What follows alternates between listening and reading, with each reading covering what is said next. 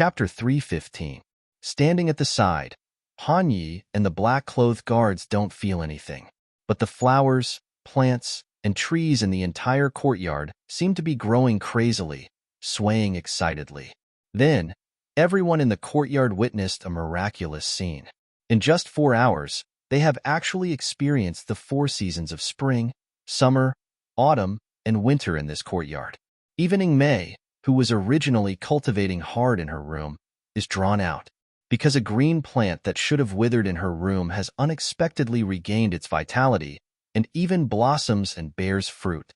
Around the courtyard, everyone holds their breath. Even Mei and Han Yi, 2 people who have come from the Shoshin continent and are used to seeing the world, are shocked speechless by this scene.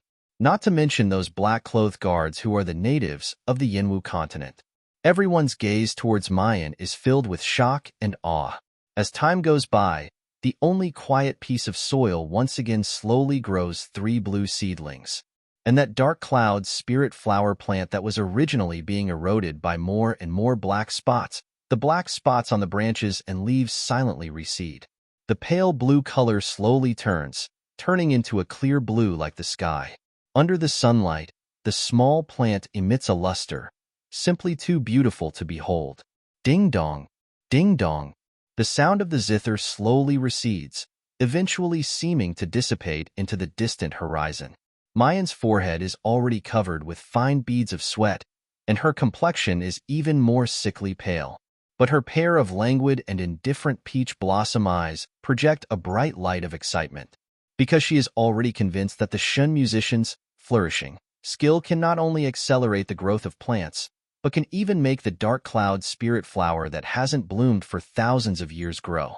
According to today's momentum, as long as she plays songs for these 4 dark cloud spirit flowers for 8 hours every day, she will most likely be able to witness the moment of a miracle. Of course, the most important thing is that once the dark cloud spirit flower is planted, she will be able to see her treasures. She slowly exhales, but still feels that her body is extremely exhausted. Mayan calms herself down, and her fingers once again place on the zither strings. A gentle and slow melody, like a soothing song to the soul, resounds. The echo recovery skill is activated.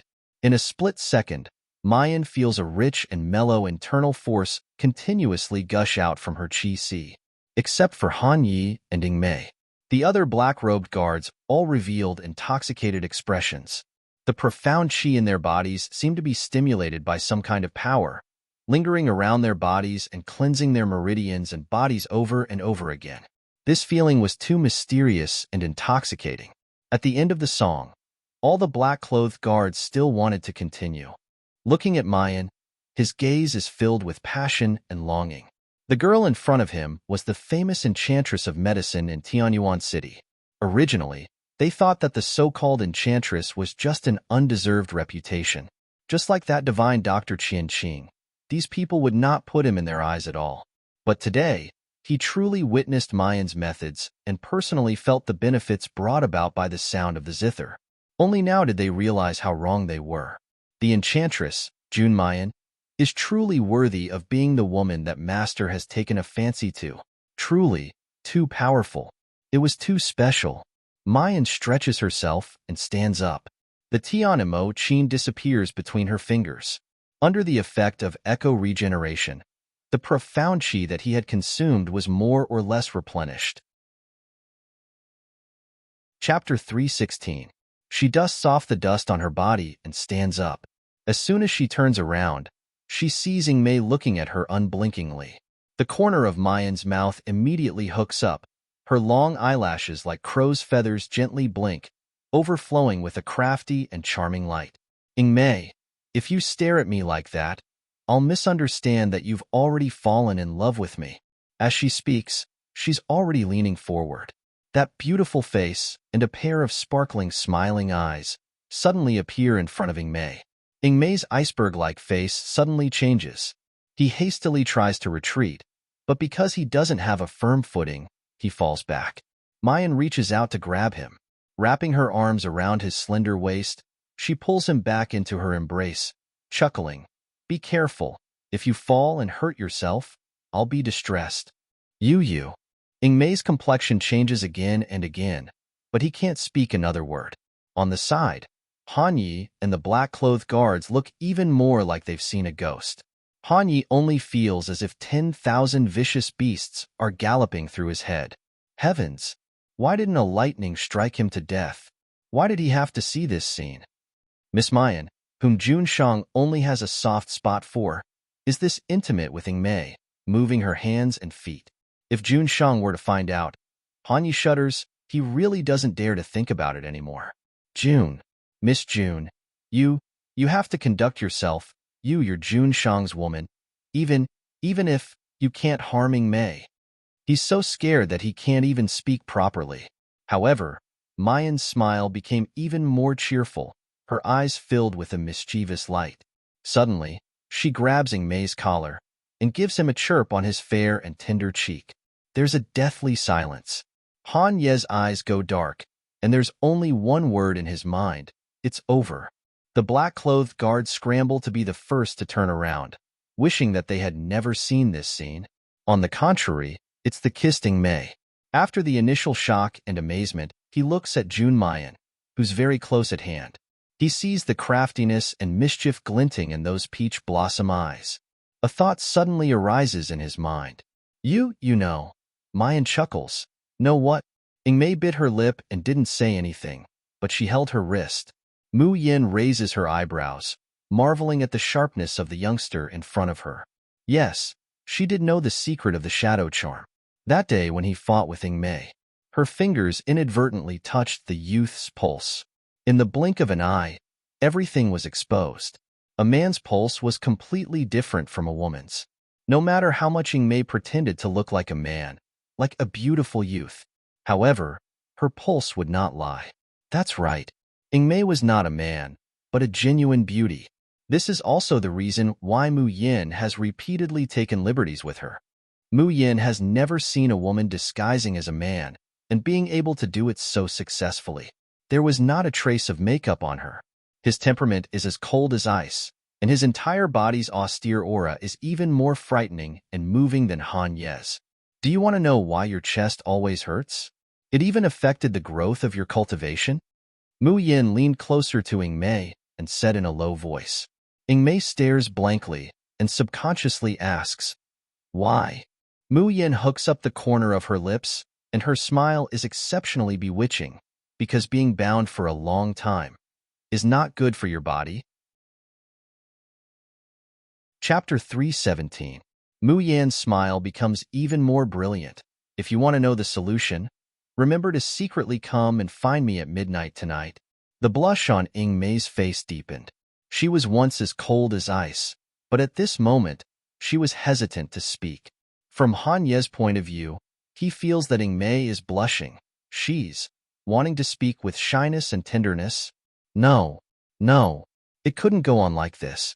Otherwise, if Jun Shang were to see this scene, I'm afraid that Miss Jun and Ingmei would not be able to survive. Han Yi is about to step forward and forcibly separate the two, but she only felt a blur in front of her, and a figure unexpectedly appeared behind Mu Yin. When Mayan still wants to reach out to flirt with Ingmei, he grabs her collar and pulls her into his arms. Mu Yin only feels that her body has crashed into a rock-like embrace. His shoulder hurt from the impact. As soon as he raises his head, he meets Di Mingju's pitch-black eyes. Her eyes lit up. Why are you back so early today? How is Xiaobao? Did he eat and sleep well? How is your cultivation progress? Did you miss me? Di Mingju's face is as black as the bottom of a pot. Without saying a word, he grabs Mayan's collar and directly drags her into the room. Hey, Di Mingju, do you know what gentleness is? Do you think it's like carrying a sack? What makes Mu Yin curious is that Di Mingju doesn't drag her back to the bedroom this time, but takes her to a special room, the kitchen. Why did Di Mingju bring her to the kitchen? His big hand pressed her down on a chair beside the dining table. Mu Yin is about to stand up, but Di Mingju coldly glares at her. Behave yourself. Mu Yin blinked her eyes. This man's anger was not small. Just what did she do to provoke him? However, he still sat down obediently. Then, she saw a scene that left her dumbfounded. She sees Dimingju taking out a sky-blue apron from who knows where and tosses it in front of Mayan. He raised his chin slightly and said proudly, "Help me put it on." His voice was very cold, and the aura around him was very disdainful and handsome. But wait, why the hell did he want her to help him put on the apron? Apron, Dimingju, this combination. Does it also want to go up to the sky and stand shoulder to shoulder with the sun? Mayan is dizzy. She stands up and helps Dimingju put on the apron. Soon after, the noble Jun Shangdaran stood in front of the stove and began to cook skillfully. Mu Yin, wait a minute. Was she really not hallucinating? Dimingju is actually personally cooking? Mu Yin rubs her eyes, then rubs them again. However, the scene in front of him didn't change at all. Good heavens! Dimingju is actually cooking, and he's even wearing an apron to cook. The key was that this man was sitting in such an incongruous position, wearing such a feminine apron. But why did he still look so handsome and incomparably elegant? It was as if he was sitting on the throne, pacing back and forth in his own territory. Just as Mu Yin is sluggish for a moment, the fragrant dishes had already been served. Dimingju's expression is cold and detached, even slightly frowning. He personally scoops a bowl of soup and places it in front of Mayan. Still not eating? Eat, eat. Mu Yin abruptly comes back to her senses and takes a sip of the soup. The fresh and fragrant taste filled his mouth. Chapter 318. Naturally, Dimingju snorts in disdain. Apart from Binjun, who else could do it? This time, Mayan is really stunned. You personally cook for me? Naturally. The same answer. But why? He's clearly a high and aloof Dijun. The people of this Yinwu continent are obviously insignificant ants to him. Obviously. He should be revered by all the people in the world. The man that all women would flock to like ducks, madly in love with. Why would such a person wear such a ridiculous apron? Wash her hands and make soup for her. Dimingju gets a little closer to her, slowly saying, "Because, Mayan, the food you make is too unpalatable. It's not good for your health." The blue veins on Mayan's forehead suddenly bulge. This bastard. Being moved or whatever, it's really just fleeting clouds. She hooks up the corners of her lips, revealing a mocking and charming smile. It's not good for your health. Jun Shangdaran still ate so much that day. I even thought that Jun Shangdaran was very satisfied with my cooking. Satisfied. Dimingju's expression doesn't change. As long as it's Mayan's cooking, I'm satisfied. Even if I eat for a lifetime, it doesn't matter. Mayan stares blankly. She hears Dimingju continue. But you and Xiaobao can't. Your body is weak, and Xiaobao is still a child. You can't eat those in the future. Let me eat what you cook. I'll be responsible for your meals. I said, as long as you like the chef who made these dishes, you can let him accompany you for a lifetime. Mayan stares at him in a daze, her ears ringing. For a moment, it's as if she can hear a deafening heartbeat. Her heart almost jumps out of her chest. She thinks that in this world, there might not be another person like this man in front of her.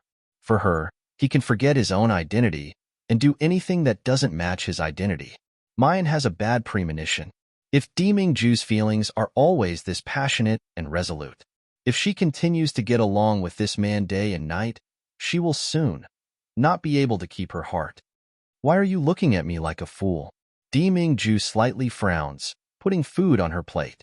His movements are gentle, but his tone is somewhat unkind. Even if you want to cultivate the dark cloud spirit flower, you can't not eat. In the future, if I find out that you don't eat anything for 8 hours and only care about playing the zither, you can forget about seeing Xiaobao again. This time, it's rare that Mu Yin doesn't go against him. Instead, he silently puts the food that Dimingju picked up into his mouth. The stir-fried dishes are fragrant and spicy, but in Mayan's mouth, she only feels a faint sourness and a faint sweetness. She sees that Dimingju is still unceasingly putting food in her bowl. Mu Yin suddenly picks up a piece of shrimp and stuffs it into Dimingju's mouth. Don't you want to try your own cooking? Dimingju stares blankly, then expressionlessly chews the shrimp into his stomach. No one noticed that his ears had turned red. The corners of his mouth curled up slightly. Then, he coughed lightly and said, I'm hungry too. Continue to help me eat. He wouldn't say that his current body didn't need to eat any food at all. Even in the Yinwu continent, they wouldn't be hungry. Mu Yin blinked. Aren't the chopsticks right there? The man in front of him frowned, looking very unhappy. I'm tired. So tired that he doesn't even have the strength to eat? But he still has the strength to pick up a bunch of food for her. Chapter 319. Mayan rolls her eyes, but she doesn't expose this man. Then, the two of them take a bite, one bite at a time, and just like that, they eat up the food on the table. Deming Ju still looks grave and stern, but if Elder Chang were here at this time, he would be able to see it. How happy is his Jun Shang's heart, especially that pair of normally ice-cold blue eyes. Right now, it's almost rippling with waves. And Mayan, even she herself doesn't notice it. Her smile is still languid, bright, and beautiful, but it's mixed with a hint of softness that was never there before. Late at night, a black shadow noiselessly lands in front of Mu Yan's door. The room is quiet, without the slightest sound. The figure slowly raises its head, a handsome and cold face exposed under the moonlight. It's Ingmei. A pair of cold eyes look into the dark room, and Ingmei's face shows a rare hint of hesitation and worry. Her hand gently presses on her flat chest, her brows lightly wrinkling. Mayan's words seem to still be ringing in her ears. It's not good for the body to be restrained for a long time. If you want to know the solution, remember to secretly come and find me at midnight tonight. However, can she really ask Mayan about this kind of thing? Ingmei already doesn't remember how many years she's been pretending to be a man. At first, it was to avoid being hunted down by her enemies, to protect herself. Later, slowly, she has completely regarded herself as a man. She already doesn't know how to be a woman. Regarding female characteristics, she only regards them as burdensome and shameful. Therefore, since puberty, Ingmei has used various methods to cover up these characteristics. She's ruthless to her enemies, and even more ruthless to herself. If someone else were to restrain themselves like her for 10 years, perhaps they wouldn't be able to bear it long ago. But Ingmei cultivates and fights as if nothing has happened. Even after so many years, apart from Jun Shang, whom she swore allegiance to, almost no one in the polar domain knows her identity as a woman. However, as she grows older, Ingmei finds that her cultivation has begun to stagnate. Especially in the last 2 years, every time she cultivates, her spiritual power would circulate to her chest, and she would be in so much pain that she'd rather die. She can no longer continue. Moreover, this pain is getting more and more intense as time goes on. The old servant who had been by her side since she was young was also an extremely skilled doctor. However, even after so many years, there was no solution. Jun Mayan is only a mortal of the Yinwu continent. She doesn't even understand what cultivation and spiritual power are. Could she really solve her own problems? Ingmei's footsteps were somewhat hesitant. She felt that she was trying to find a doctor in a desperate situation. However, in all these years, Jun Mayan is the first person to see through her disguise as a man and the illness on her body. Even Fairy Long Qingwan of the Tian Yi Men has met him several times, but he had never discovered his own secret. Creak. In the dark, the sound of the door being opened was especially clear. Ingmei was startled and suddenly came back to her senses. Only then did she discover that the lights in the room had been turned on. The clear and melodious voice was especially clear in the silence. According to the Primal Chaos internal canon, the human body has 3 dantians, which are located between the eyebrows, the Shanzhong point in the chest, and the Guanyuan point 3 inches below the navel. Your chest has been forcefully restrained for too long, causing the Shanzhong acupoint to be clogged and the middle dantian to be closed. The upper, middle, and lower dantians are blocked. Chapter 320. Hearing these words, Ingmei no longer had any doubts and knelt on the ground with a thud. Miss June. She bit her lips, wanting to say something to beg her to save her life, but her natural coldness and stubbornness made it impossible for her to open her mouth. In the next moment, a fragrant breeze blew past. Mayan's figure has already appeared in front of her. Her slender, jade-like hands helped her up from the ground and patted off the dust on her knees. You want me to treat your injuries? Mu Yin looks at her with a smile. Ingmei once again clenched his teeth, finally making up his mind. Bending his knees, he knelt down again. I beg Miss June to save me. In the future, no matter what you need Ingmei to do, even if I have to go through water and tread on fire, Ingmei will not hesitate. In fact, just by looking at Junshang's attitude, you can tell. Miss June was bound to be the future mistress of the polar domain, and also the object of her loyalty. She should be willing to go through water and tread on fire for this young girl in front of her. However, Mu Yin chuckled softly. Wu, even if I ask you to repay me with your body, you won't refuse? Hearing that, Ingmei's cheeks immediately turned red. Miss June, you clearly know this subordinate's identity. Please don't joke around. Mu Yin sees that she can't wait to find a hole to crawl into. He couldn't help but laugh even louder. But in the end, she found her conscience and stopped teasing this thin-skinned young man. He pulled Ingmei to sit on the bed. The Tian emoji appears in Mu Yan's hand. Then she says in a deep voice, take off all the restraints and clothes on your body. I want to examine your body first. Take off my clothes? The blush that had just faded from Ingmei's face resurfaced again. She stuttered. Take it all off? This time, Mu Yin didn't tease him. Instead, she gently plucked the zither strings and lightly said, in the eyes of doctors, there is no difference between men and women. There are only sick and healthy bodies. The blockage in your dantian is too severe. It's impossible to detect it just by feeling your pulse. Therefore, I need to use music to activate the acupoints in your body and sense the extent to which your dantian is sealed.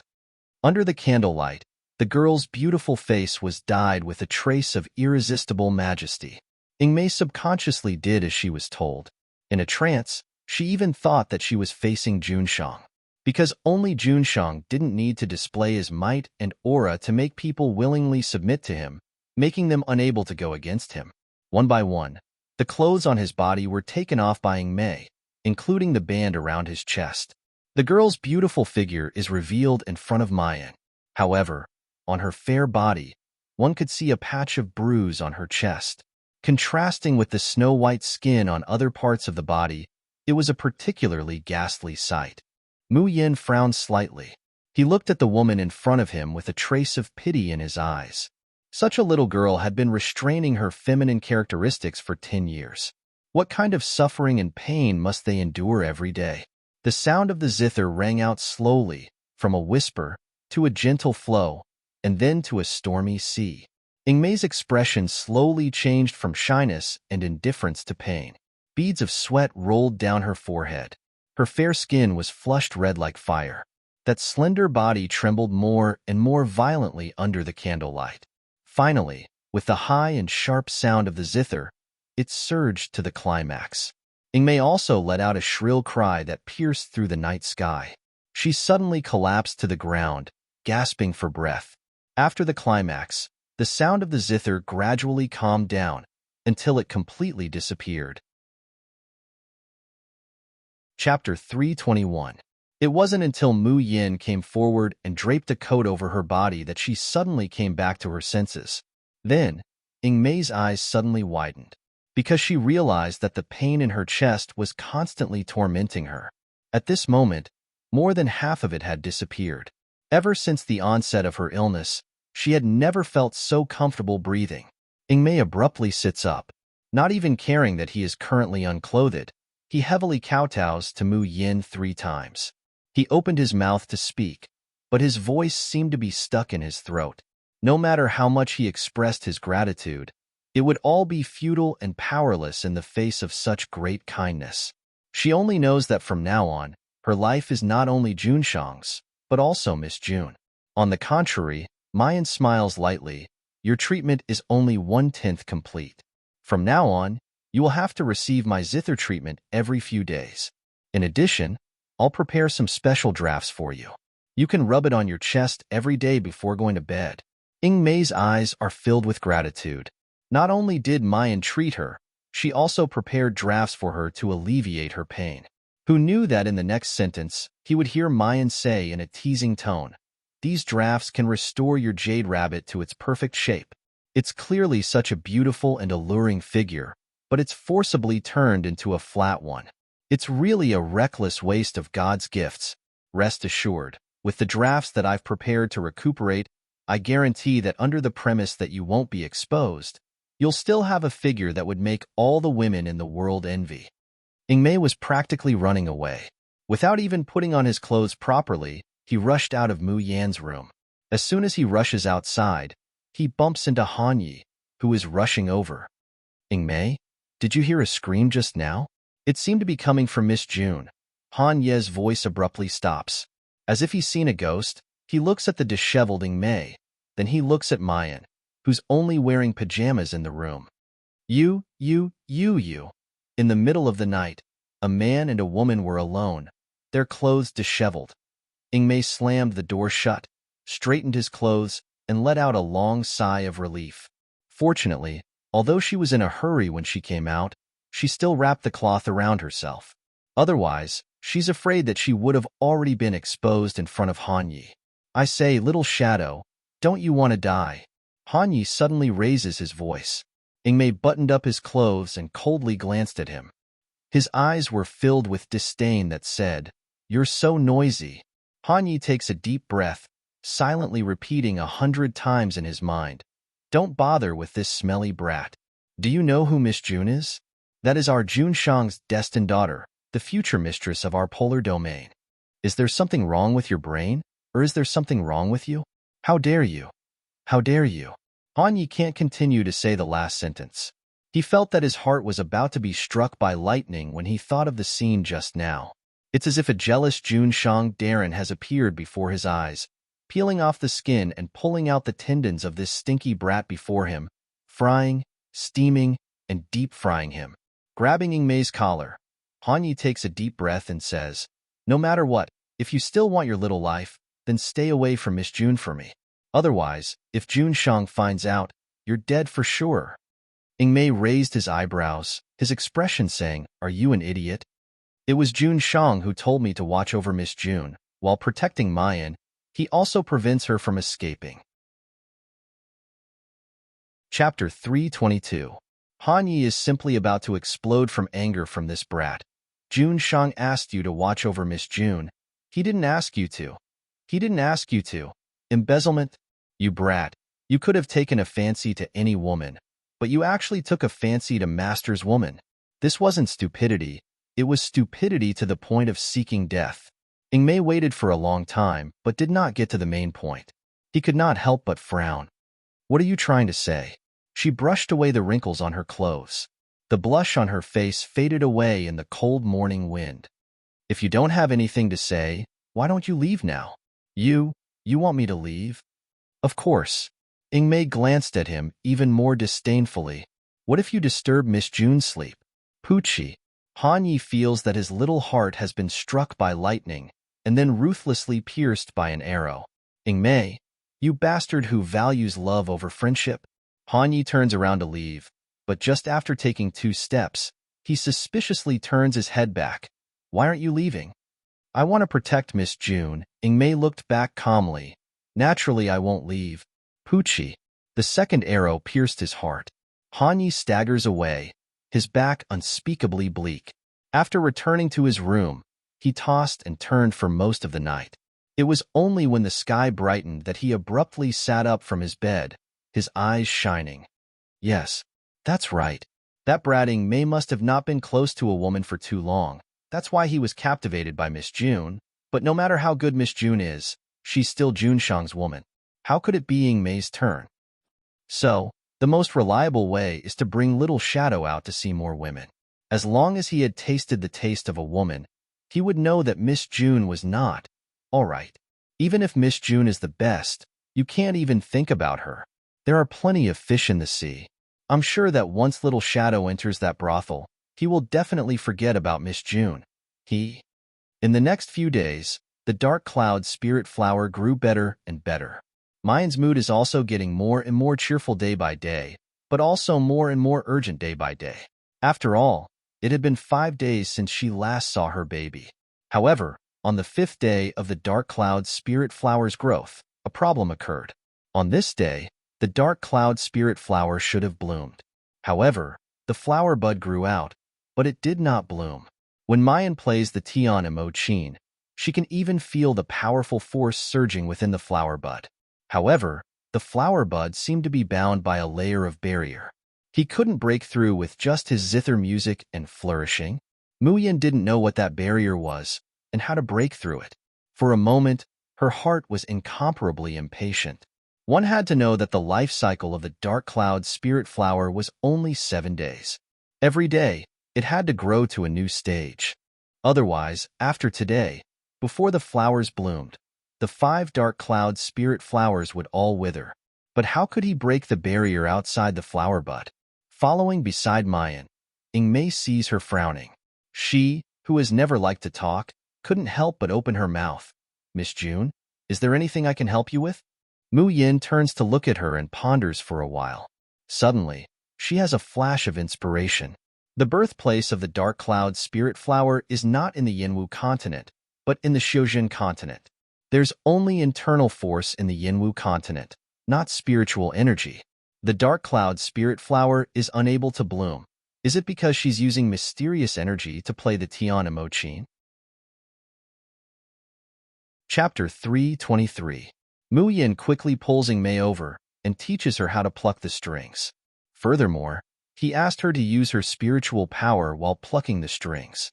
Then, the sound of the zither rises, but the Tian Emochin doesn't have any internal force or spiritual power aroused, and the dark cloud spirit flower naturally doesn't respond. Ingmei lowered her head in shame. "Miss June, I'm sorry, I couldn't help you.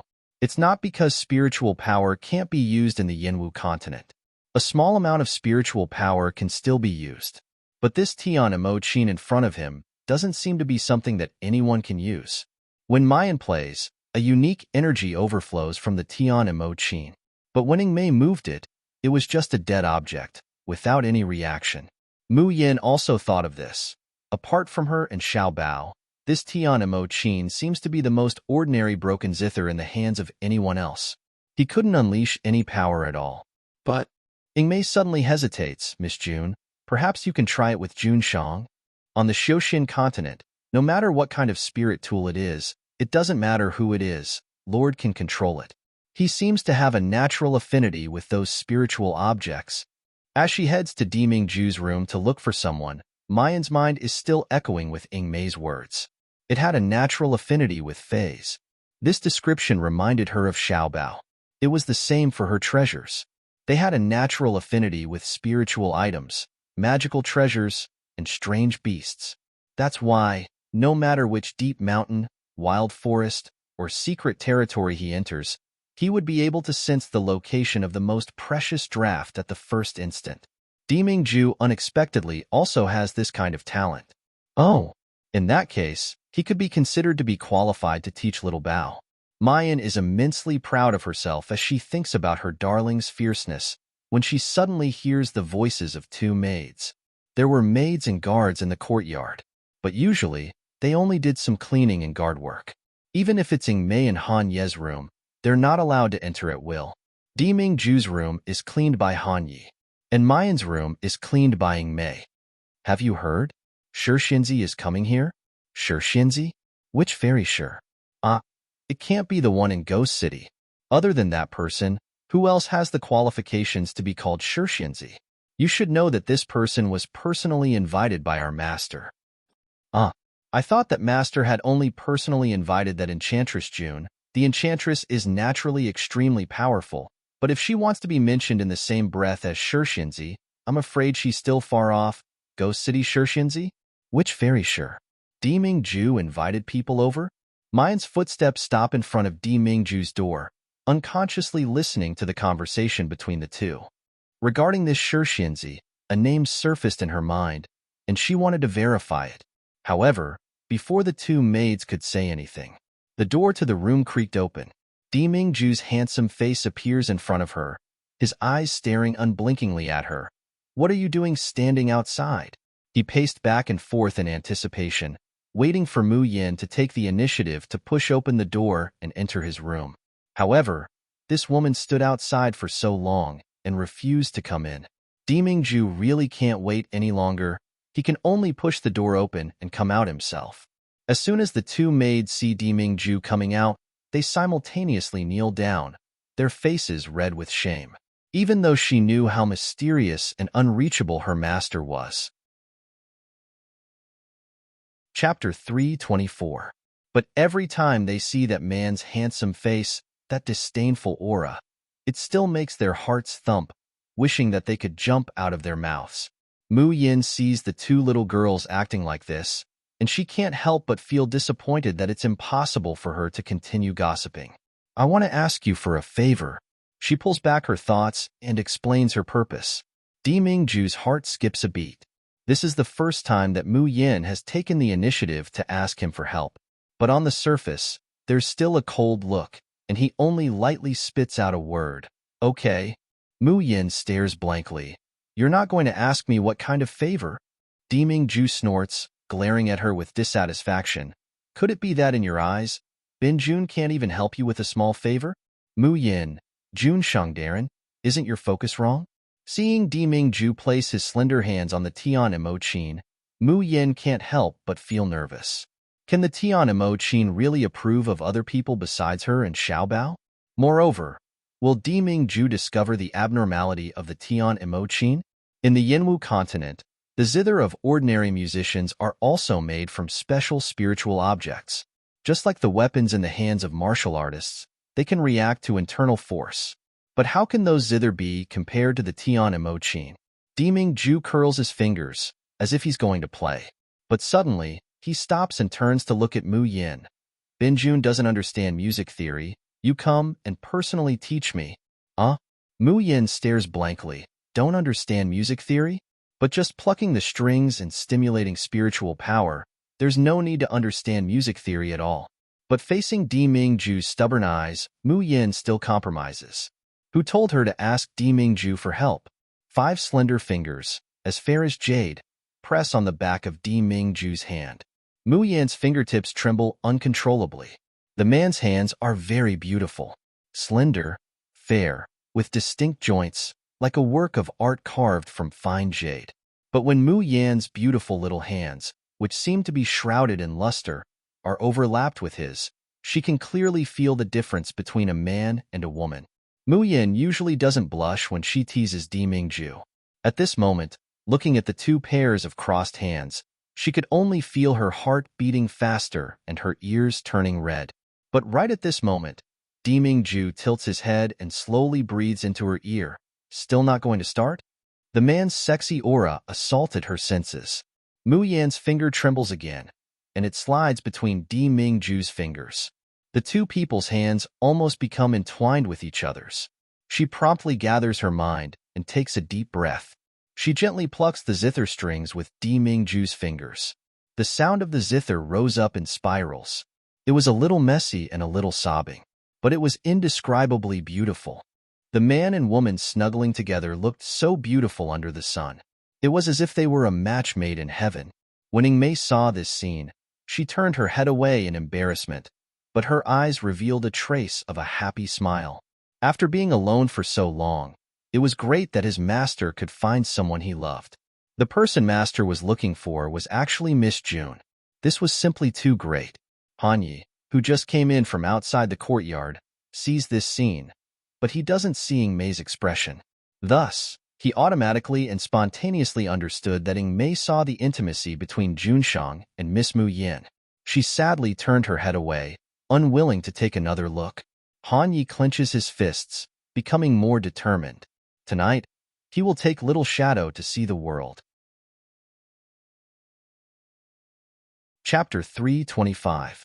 The melodious sound of the zither reverberates in the air, but the dark cloud's spirit flower not far away still has no reaction.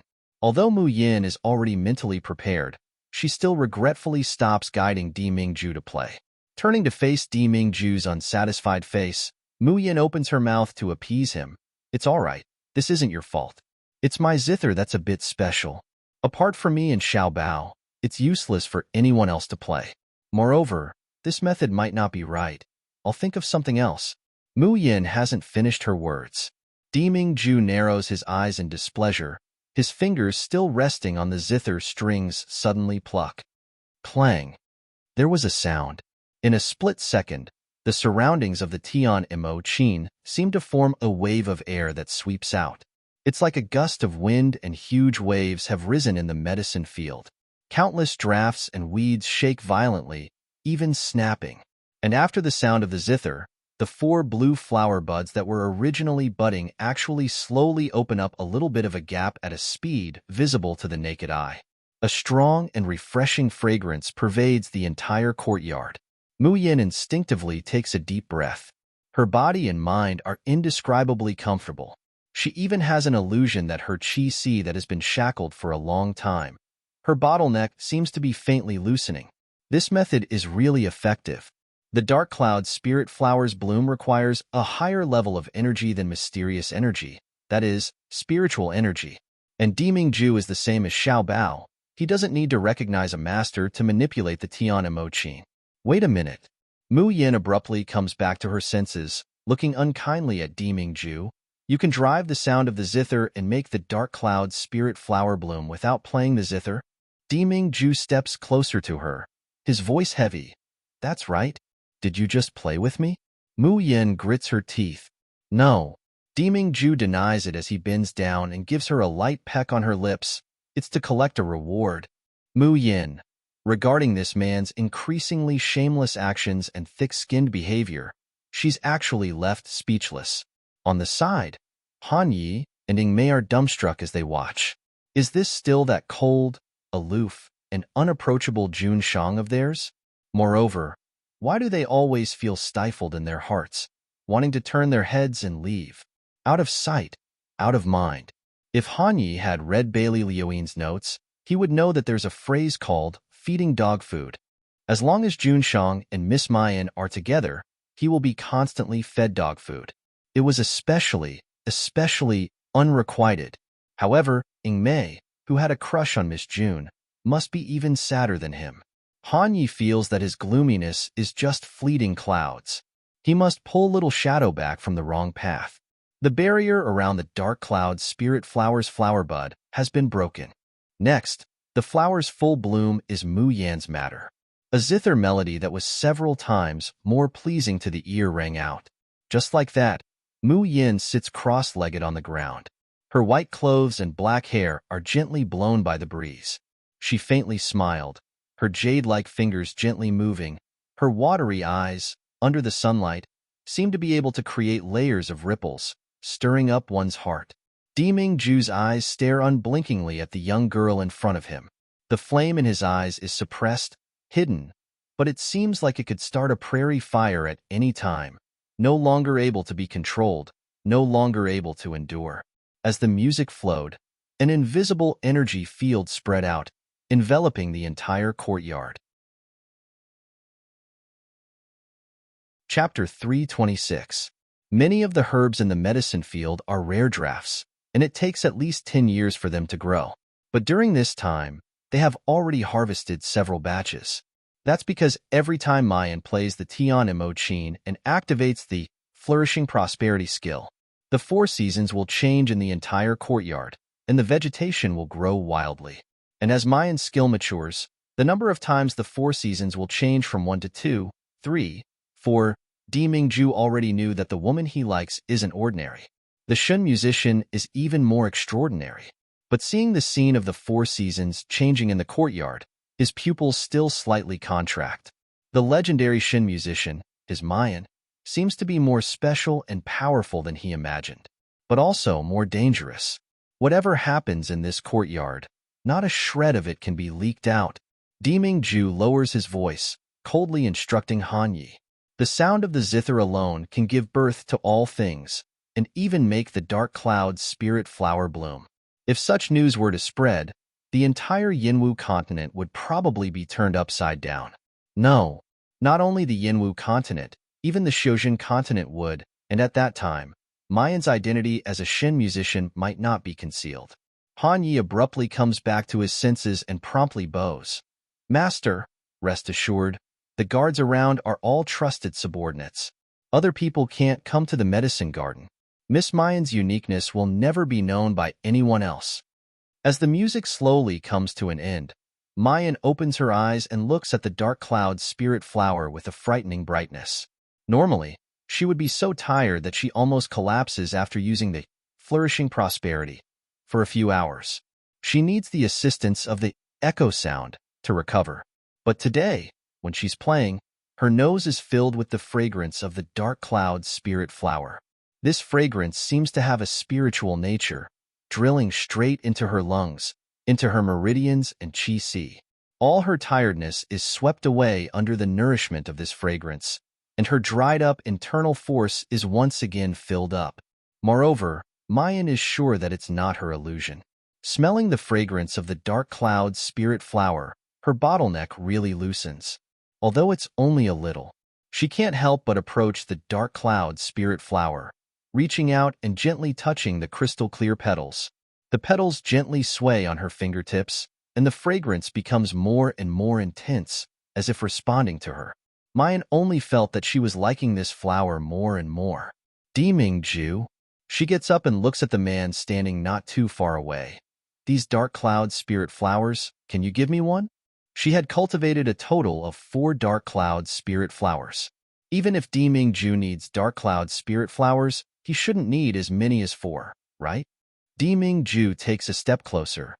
You want the dark cloud spirit flower? Mu Yin repeatedly nods. What will you trade for it? These words stump Mayan. After all, Deming Ju's origins are beyond her imagination. Presumably, he simply doesn't fancy ordinary drafts or treasures.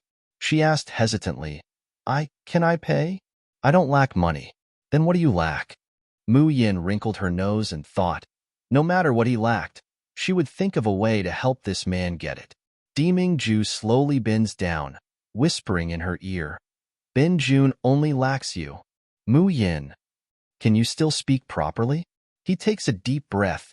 Jun Shangduran really knows how to joke. Ben Jun never jokes. Deming Ju coldly replies. Chapter 327. Looking at the man's resolute departing figure, Mayan suddenly feels stifled. What's so great about it? At worst, she'll just go back and cultivate the remaining 2 seeds of the dark cloud spirit flower. However, thinking that the blooming of the dark cloud spirit flower requires Deming Ju's assistance, she can only sigh helplessly. How can this man be so stingy? She's the one who painstakingly raised this flower. Sure enough, her dear Xiaobao is the best. In just 6 short days, she misses her baby so much that she's going crazy. Perhaps it's because the dark cloud spirit flower is about to bloom. Mayan tosses and turns all night, unable to sleep well.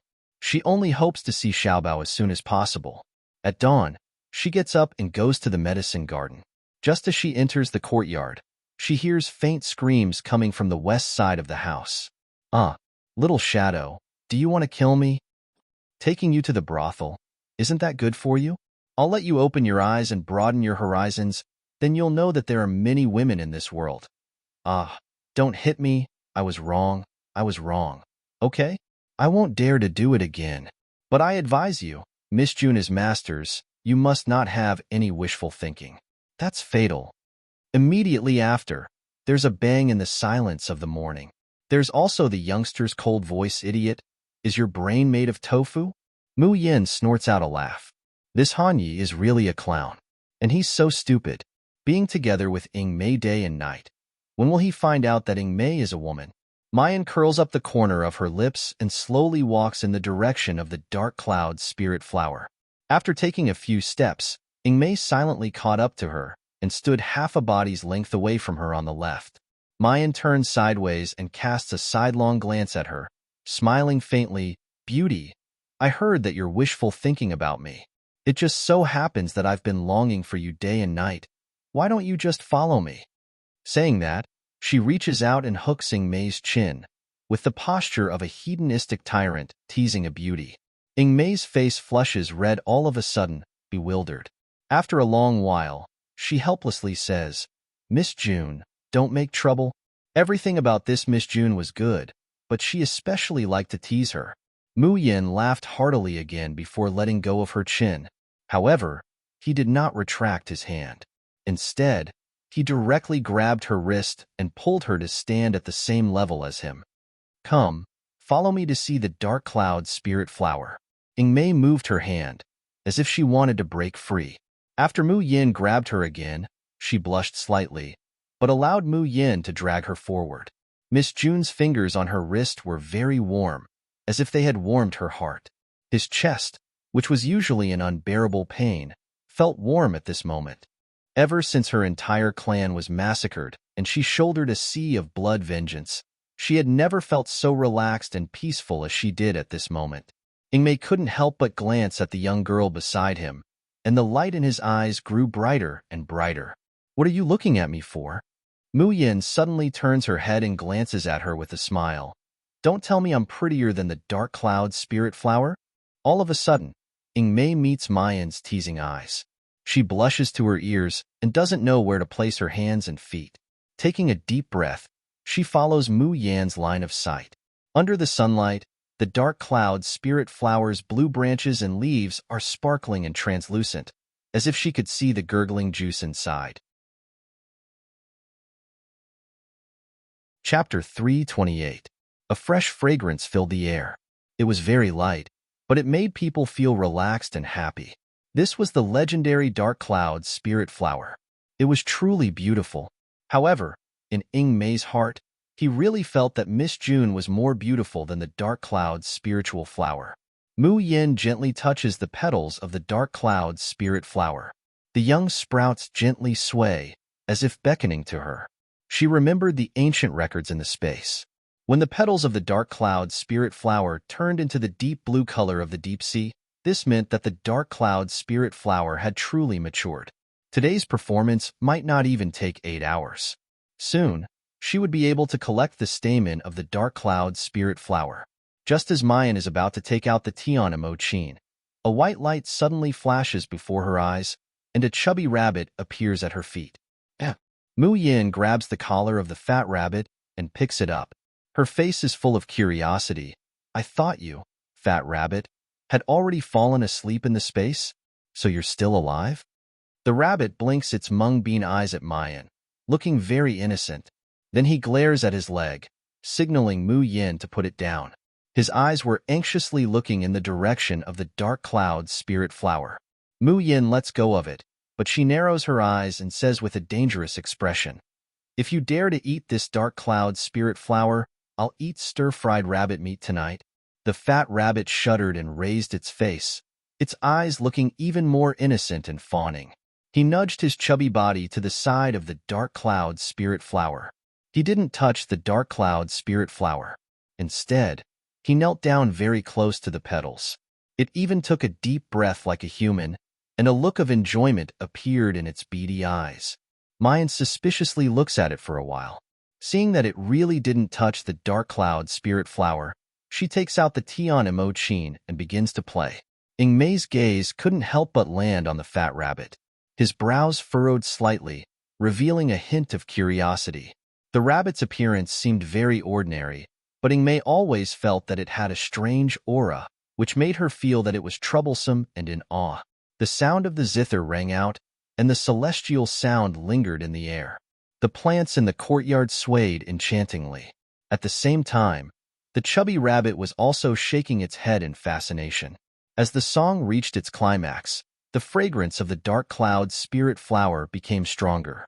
The fat rabbit was so excited that it rolled over and almost crushed a few herbs. No one noticed that the originally snow-white fur on the fat rabbit's body had become even more glossy and smooth after this zither song, sparkling like jade. A pair of mung bean eyes looked at Mu Yin, filled with excitement and agitation. It was right to follow its young master and the female devil. Even in a damned place like the Yinwu continent, it can still advance. As the sound of the zither falls, Mayan puts away the Tian Emochin and looks at the 4 stalks of dark cloud spirit flowers, her eyes filled with amazement. The petals, which were already beautiful to begin with, were now as translucent as blue ice crystals. It was breathtakingly beautiful. The stamen in the center of the flower swayed gently in the wind. It was the only color other than blue on the dark cloud spirit flower. Mu Yin held her breath, took out the jade box, and prepared to collect the stamens. But before he could stretch out his hand, he heard a sharp and furious bellow behind him. "What are you doing?" Mayan stares blankly. Just as she is about to get up, she feels a huge force knocking her away. The flustered and exasperated voice sounded again. Are you crazy? You know what this is, yet you dare to touch it at will. Ingmei's eyes and hands are quick, supporting Mayan. He looks at the newcomer with an extremely unfriendly expression. Mayan also looks over. Chapter 329. He saw that the person who came was a little girl wearing a green dress and had her hair combed into a double-ringed bun. Her appearance could be considered delicate and cute, but the arrogance on her face made her look harsh. When the little girl looks up and sees Mayan's appearance, a trace of amazement flashes through her eyes. Then, his brows furrowed even more. With her hands on her hips, she shouted at Mu Yin. Do you know that this dark cloud spirit flower is something that my family's miss wants to use to refine pills? What if you break it? Mu Yin narrows her eyes. Who are you? The fat rabbit at her feet bared his teeth and made a strange grumbling noise. Ingmei's expression became even colder. He took a step forward and was about to make a move. She would not allow anyone to humiliate Miss June. However, the little girl sneered disdainfully. Me? I'm sure Shinzi's personal maid. I'm here on the orders of my young miss to collect the stamens of the dark cloud spirit flower. According to my young miss calculations, the dark cloud spirit flower will bloom at noon today. Luckily, I came early, otherwise, this precious dark cloud spirit flower would have been destroyed by a village girl like you. Village girl? This woman actually dares to say that Mayan is a village girl? Not to mention Ingmei's chilling killing intent, even the black-clothed guard at the side revealed an extremely displeased expression. Their Miss June was able to grow a dark cloud spirit flower that no one had been able to cultivate for thousands of years.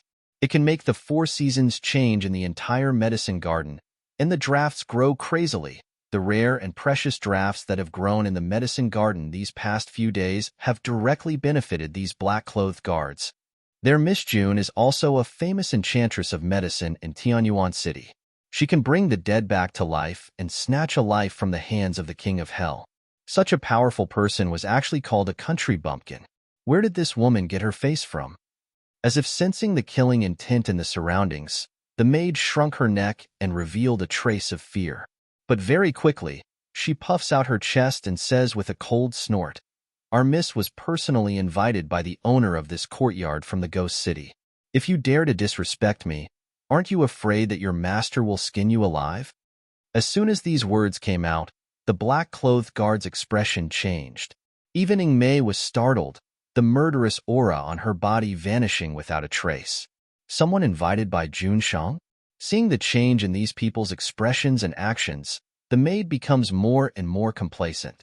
Raising her chin, she arrogantly says, Do you know how many people in the entire Yinwu continent want to move our miss? It is your greatest honor that our young miss is willing to come here. Sure, Xinzi, your young lady, is it Shi Lanling? Mu Yin suddenly asked. The maid glanced at her in astonishment, then became even more arrogant. At least you have some knowledge. That's right, Shi Lanling is my family's young miss. However, my young miss's name is not something that a village girl like you can casually call out. Ingmei's eyes sharpened, wishing he could tear this person who had humiliated Miss June. But remembering that this was someone invited by Jun Shang, she suppressed her anger. However, Mu Yan's eyes slightly focused and did not bother with the maid, because she remembered her past life. This Shi Lanling, the name of Fairy Shi, was like thunder piercing the ears in his previous life. In her past life, up until Mayan's death, there were only 2 alchemists in the entire Yinwu continent. One was Gong Qianque's senior brother, a brilliant disciple of the Heavenly Road sect, Jian Feng. The other was the ghost city's Shi Lanling, Shi Xinzi, only compared to Jian Feng's unrestrained sharpness. Chapter 330. Shi Lanling was even more low-key, or it could be said that she mainly served the ghost city. Unless she goes through the ghost city's relationship, she won't easily make a move. Therefore, he was not as famous as Jian Feng. But back then, Mu Yin had heard Gong Qianque say that this Shi Lanling's alchemy level was not inferior to Jian Feng's. He saw that Mayan was in a trance and was silent. It seemed that she was frightened by the name of her Mississippi. The maid couldn't help but sneer. Her expression was arrogant, but her tone was slightly better. Don't blame me for what I said just now. My family's young miss has been waiting for this dark cloud spirit flower for a long time. You're just a village girl who doesn't understand medicine, so it's best if you don't touch it. The cultivation of the dark cloud spirit flower is extremely difficult. In order to give it to my family's young miss, the owner of this courtyard spent a great deal of effort. If you accidentally kill it, even if you were to be skinned and sold, you wouldn't be able to afford it. Mayan slowly lifts her eyes. You said that these flowers are for sure Lonling? Of course. The maid looked at her with disdain. Did you know that your master had already found my young miss a month ago, and said that he would send the stamen of the dark cloud spirit flower within a month for my young miss to refine pills? It's just that my young miss knows how precious the dark cloud spirit flower is. She's afraid that you won't be able to pick it well with your rough hands and feet, so she sent me over to take a look. It's fortunate that I came. Otherwise, the dark cloud spirit flower that the noble had specially cultivated for my family's young miss would have been killed by a clumsy village girl like you. The corners of Mayan's lips slowly curl up, a bright and beautiful smile blooming on her beautiful face. However, the more enchanting her smile was, the colder her eyes became. So that's why the dark cloud spirit flower is so important to him. Ingmei looks at Mayan anxiously. He wants to say something, but he can't say a word. She has been by Junshang's side for so many years that she understands him better than anyone else. Aside from Miss June, there has never been a woman in this world who can make Junshang speak to her in a friendly manner. Even Tian Yi Min's successor Long Qingwan, Junshang has never paid any attention to her, let alone this so-called Shixianzi. Miss June, don't misunderstand, Junshang he treats you. Before Ingmei could finish his words, the maid coldly stared at him. A pair of eyes with scrutiny and disgust, scanning Mu Yin up and down. Then, he spits, so you're the vixen that they've been talking about, the one who seduces nobles all day long? I heard that you're the one in charge of growing this dark cloud spirit flower. Heh, a country bumpkin, a gardener. Don't tell me that she thinks she can climb into the master's bed just because of her looks? Bah, how shameless. Luckily you didn't touch the dark cloud spirit flower just now. Otherwise, this pure and holy flower would have been tainted by you. As she spoke, the maidservant took out a jade box and bent down to pick the dark cloud spirit flower. Roar! The fat rabbit crouching beside Mu Yin suddenly lets out a beast-like roar. His entire body bounced up and crashed into the maidservant. His tiny eyes were filled with anxiety, but it was still a step too late.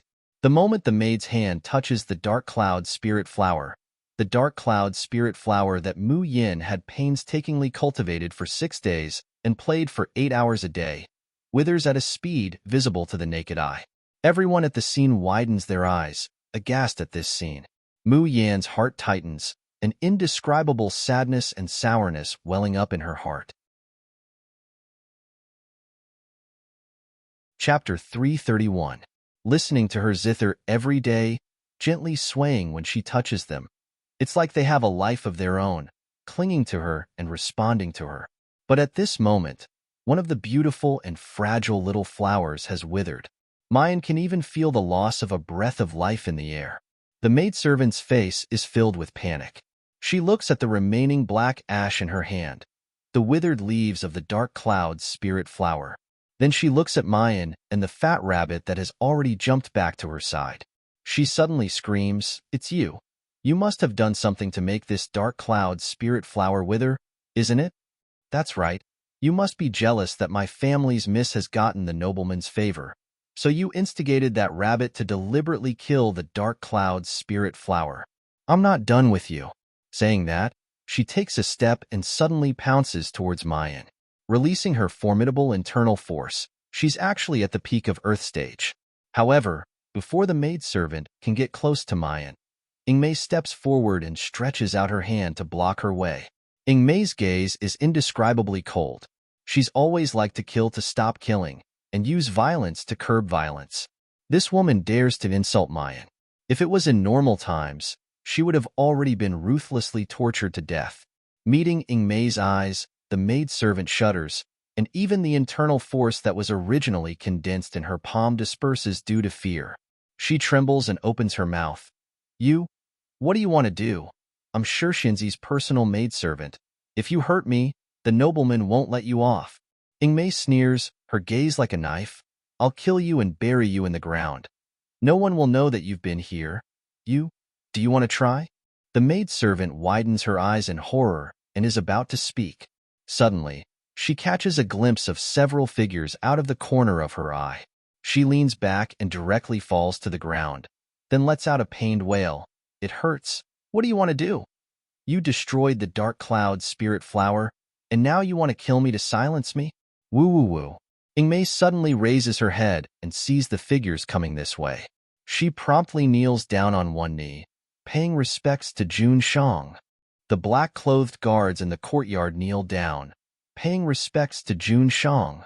In a split second, Mayan is the only one standing alone in the courtyard. Deming Ju looks towards her. The girl's skin was so white that it was almost transparent under the sunlight. Her long eyelashes drooped slightly, covering the light in her eyes. The corners of her mouth curled up slightly, revealing a faintly discernible charming smile. However, this smile did not have the slightest bit of temptation and slyness that it usually had. Instead, it had a trace of coldness. Deming Ju frowns, coldly saying, "What's going on?" The crying maid secretly opened her eyes to look at the man walking over. Her eyes were filled with amazement. Her face turned red with embarrassment. In her entire life, she had never seen a man who could be as handsome as this mysterious nobleman in front of her. That celestial appearance, that noble aura that looked down on the world. It was no wonder that even the otherworldly young miss was captivated by this person's elegance. The maid sees that Deming Ju is getting closer and closer. Impatience floats up in her eyes because she doesn't get an answer. She quickly calmed herself down and sat up on her knees. With a sobbing tone, she said, "Young master, yesterday, the guards by your side came to inform young miss that the dark cloud spirit flower would bloom today. Young miss was worried that the dark cloud spirit flower would be damaged in the process of collecting it. So she specifically let this servant come over to take a look, and also let this servant personally pick the stamens of the dark cloud spirit flower." Chapter 332. The maid turns around and points indignantly at Mu Yin. It's her. She actually intended to steal the dark cloud spirit flowers, and even indulged her pet to trample on them. Although this servant hurriedly stepped forward to stop her, it was still too late. One of the precious dark cloud spirit flowers had already been killed by her. Saying that, the maid points to the withered dark cloud spirit flower, her tears falling even more fiercely. An appearance as if she had really suffered all kinds of grievances. Ingmei listens to her inverting black and white words, and her complexion turns somewhat pale with anger. But she has never been good with words, and the black-clothed guards in the courtyard are also taciturn people. Jun Shang, it's not like what she said, Miss Jun didn't. If it's not like this, then what? The maid yells, "Do you dare say that she didn't just want to steal the dark cloud spirit flower?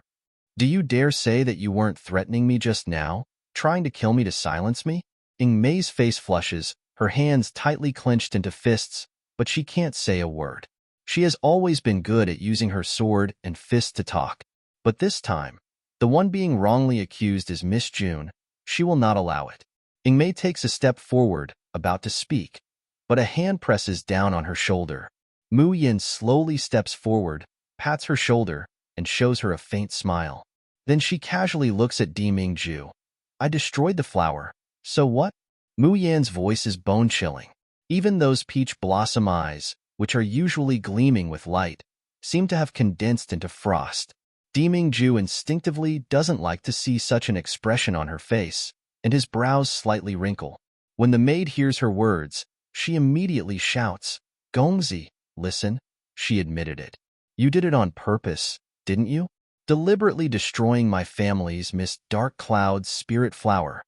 Mu Yin looks at her, her eyes indifferent, her expression unspeakably careless. "Yes, I did it on purpose. What can you do to me? These dark cloud spirit flowers were planted by me. I don't want to give even one to your families, miss. What can you do to me?" Saying that, she raises her hand, about to take away the remaining 3 dark cloud spirit flowers. She doesn't want to experience what happened just now, watching with her own eyes as the flowers she had cultivated wither and wither, her life vanishing. However, his profound chi had not even touched the dark cloud spirit flower. Deming Ju grabs her wrist. With his Shin chi controlled, the dark cloud spirit flower naturally couldn't be kept. Mayan abruptly raises her head to look at Deming Ju. There's finally a trace of annoyance in her eyes. Let go. Not only does Deming Ju not let go, his fingertips gently stroke her wrist, as if he's flirting. Be good. I still have use for these dark cloud spirit flowers. Obedient, my ass. You want to use the dark cloud spirit flower that this lady painstakingly planted to please your lover. Deming Ju, do you want to die, or do you want to die? The maidservant was startled by this scene. Wasn't this noble's attitude towards the gardener a little too intimate? Could it be that he was really seduced by this foxy gardener? Young master, this person deliberately killed the dark cloud spirit flower. You must not let her off easily. Deming Ju coldly looks at the maid, but doesn't say anything. At the side, Hanyi steps forward, beaming. Oh, then what do you think we should do? The maid immediately says, the dark cloud spirit flower is something that Gongzi wants to give to my family's Mississippi. Which one of them isn't priceless? It's hard to find in this world. What's more important is Gongzi's feelings towards my family's Mississippi. Chapter 333. I think we should just make her compensate with a dark cloud spiritual flower and whip her 100 times as a warning to others. When she says these words, the maid looks at Mayan with eyes full of malice and ridicule. She was sure that this mysterious nobleman had a good impression of her young miss. Otherwise, why would he say that he would give such a precious dark cloud spirit flower to the young miss? So what if this foxy gardener shamelessly tried to seduce people? Once the young miss made her move, it would be a piece of cake to deal with this thing. Mayan looks up at Deming Ju, smiling like a flower, killing Jun Shang's intentions for his lover. Mayan really deserves to die 1,000 deaths, ah. As he says this, the mysterious energy in his hands suddenly revolves, breaking free from Deming Ju's bindings in a split second. Who knew that as soon as his hand broke free, his waist would be grabbed. The distance between the two of them became even closer. Mayan is going crazy with anger. But Deming Ju seems to be looking at a mischievous child. His voice is clear and cold, carrying a helpless pampering tone. Don't make trouble. Or, do you want to be closer to Bin Jun? Mu Yin. She really wants to castrate this bastard. The maid is shocked and resentful as she looks at Mayan, who is getting closer to Deming Ju. The light in her eyes turns from complacent to bitter resentment. But he hears Hanyi continue to smile and ask, the dark cloud spirit flower is a rare plant. It's hard to find in this world. To find another one is almost an impossible matter. This request seems a bit too much. When the maid hears Han Ye's words, her eyes immediately brighten. It turned out that this foxy charmer had not completely hooked the noble's heart. She had damaged young Mrs. Darkcloud's spiritual flower, so she had to compensate as well. The maid composed herself. It's precisely because the dark cloud spirit flower is hard to find in this world that she has to compensate. I remember my young miss saying that if the dark cloud spirit flower were to appear in this world, it would be worth at least 10 million gold coins. Since she couldn't take out a single dark cloud spiritual flower, she would have to compensate him with gold coins. Also, there's no way you can escape the 100 lashes. Hanyi blinks. 10 million gold coins, that's not a small number, right? I'm afraid an ordinary person wouldn't be able to earn that much even after several lifetimes. She only has herself to blame. The maid's eyes brighten as she stares at Mayan, her eyes brimming with malice. If she really can't come up with the money, I think it's not bad to sell her to the Ghost City's Wanrenku. With her beauty, she could definitely be sold for a good price. When the time comes, I'll work like a cow or a horse in the Ghost City for several decades. There will be a day when I can gather 10 million gold coins. As soon as he said that, everyone's expression changed. Even Han Ye's eyes are a little heavy, not to mention Deming Ju. His eyes were already surging with a thick, dark red killing intent. Ingmei thinks that Dimingju really wants to punish Mayan because of the dark cloud spirit flower. Bending a knee, he instantly knelt down. My lord, the dark cloud spirit flower was killed by this subordinate. If there is a need for compensation, please let this subordinate do it. Please do not wrongly accuse Miss June. Mu Yin frowns and wants to step forward to help her up. But Dimingju has already taken the initiative to release her, slowly standing in front of the already withered dark cloud spirit flower. If you damage something, you should compensate according to the price and accept the punishment. It's very fair. The man's voice was bone-chilling, making everyone present shiver uncontrollably. But the meaning of those words makes the maid wild with joy. She even forgets to be afraid of that ruthless, murderous intent in the air. She proudly looks at Mayan, waiting to see this woman's miserable end. But how can you prove that she was the one who killed the flower? Chapter 334. The maid stares blankly, then immediately says, I saw it with my own eyes. I'm a witness. Witness? There's no need. Dimingju hooks up the corners of his lips, as if he's smiling. But the bloodthirst and coldness in his eyes make his handsome face look particularly dangerous. Ben Jun has better evidence. As soon as his voice falls, a powerful energy strikes at the withered spirit flower. Flames soar, and the withered branches and leaves are burned to nothing. In the next moment, a wisp of black gas comes out of the smoke, flying straight towards the maid. Hanyi sneers. I forgot to tell you, the spirit flower of the dark clouds was also known as the flower of the Holy Spirit in ancient times, because it can only accept the watering of the purer and purer aura. Before, what made the spirit flower of the dark clouds grow was the purest internal force in Miss June's body. Therefore, from then on, those whose aura isn't as pure as Miss June's, as long as they touch the spirit flower, the dark cloud spirit flower will come into contact with the filthy energy and die. So for the past 6 days, no one in our courtyard has dared to approach the spirit flower of the dark clouds, and no one dares to touch it. The maid widens her eyes in horror. No, that's impossible. How can there be such a strange spiritual flower in this world? But she hears Hanyi continue. There's one more thing I forgot to tell you. The spirit flower of the dark clouds is a very vengeful flower. Because it only has 7 days to live, the spirit flower of the dark clouds treasures its time to grow. Therefore, once the filthy energy causes them to die, the withered flowers and leaves will lock in and strengthen the filthy energy. Once the flowers and leaves are completely burned or decayed, the filthy energy will return to its owner. The black smoke seems to have a spiritual nature and pounces straight at the maid. The maid frantically tries to dodge, but she simply can't escape the black smoke.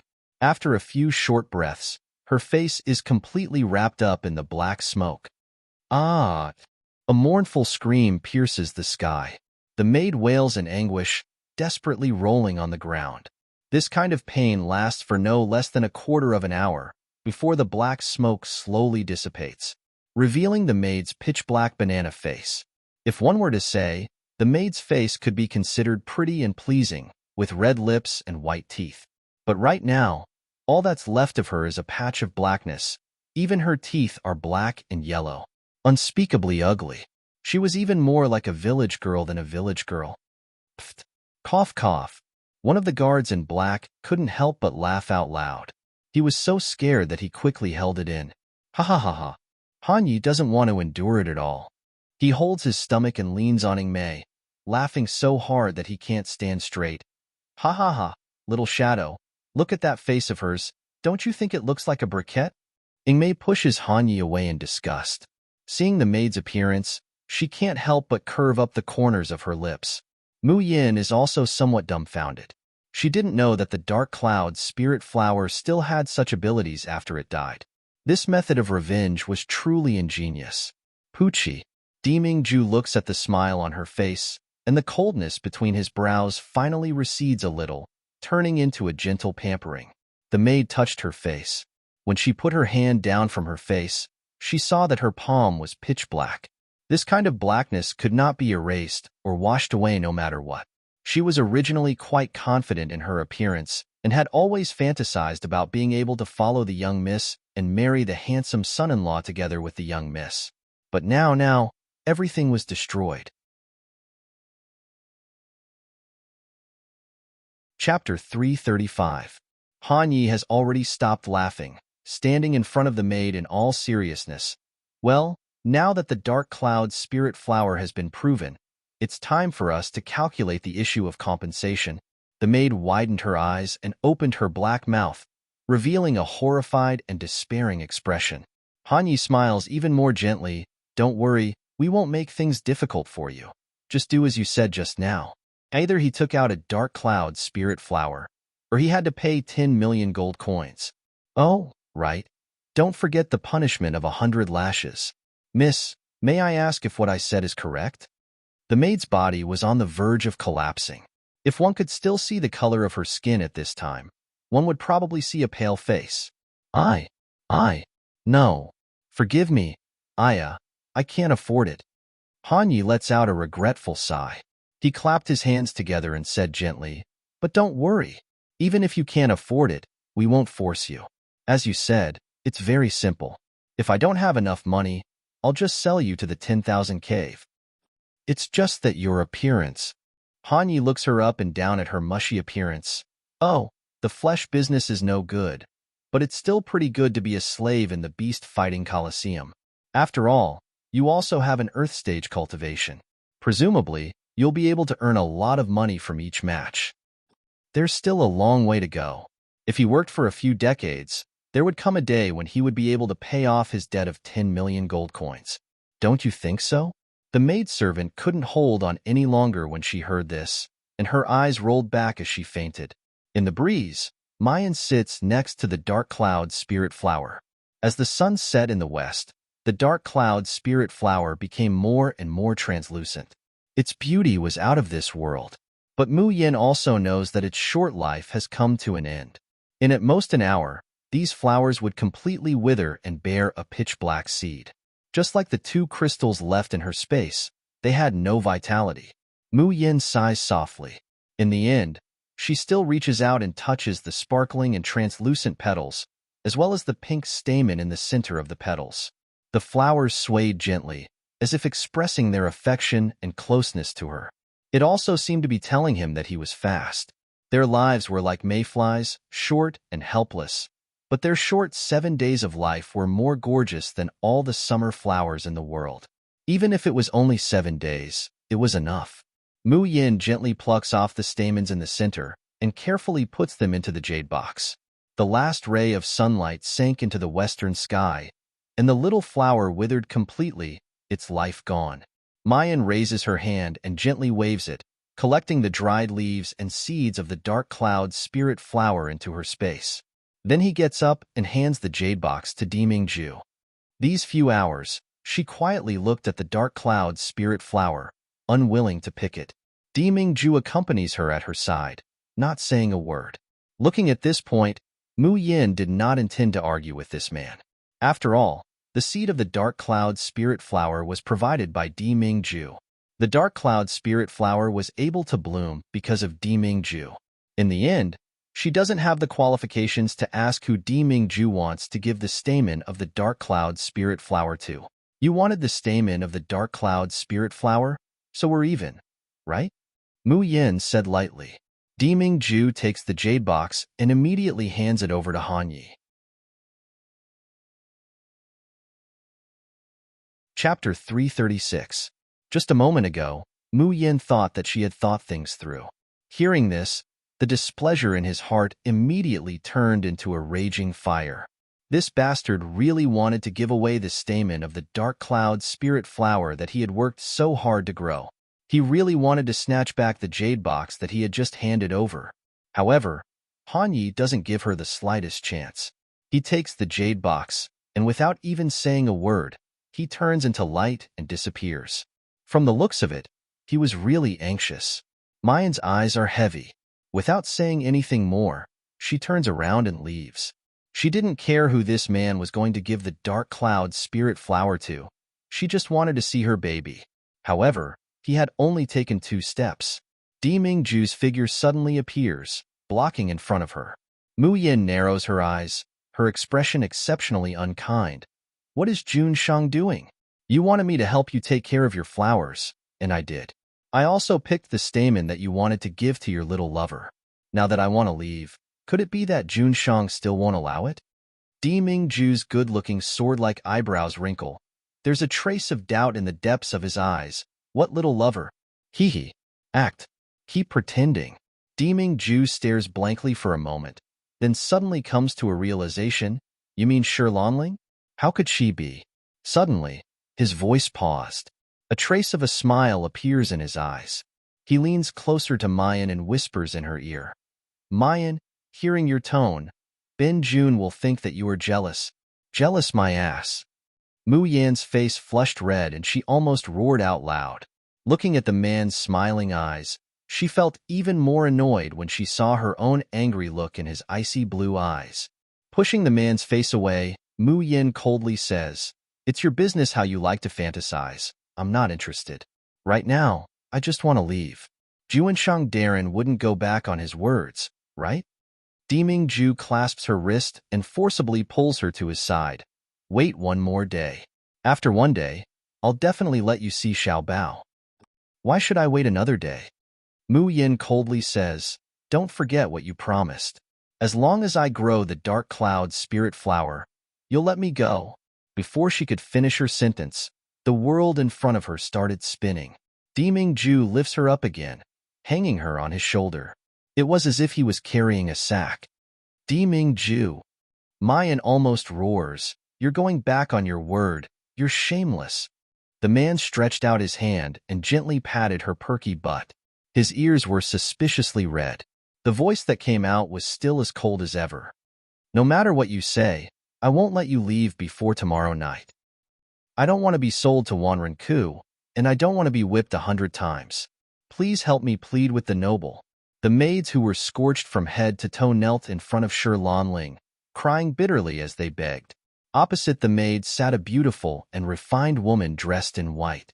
Hearing the maid's pleading cry, the woman's eyebrows furrowed slightly. Her cold and otherworldly face immediately had a hint of gentleness and beauty, as if she was being held in her hands. She was indescribably delicate and lovely. Qing, what exactly happened? I told you to go pick the stamen of the dark cloud spirit flower. How did you end up like this?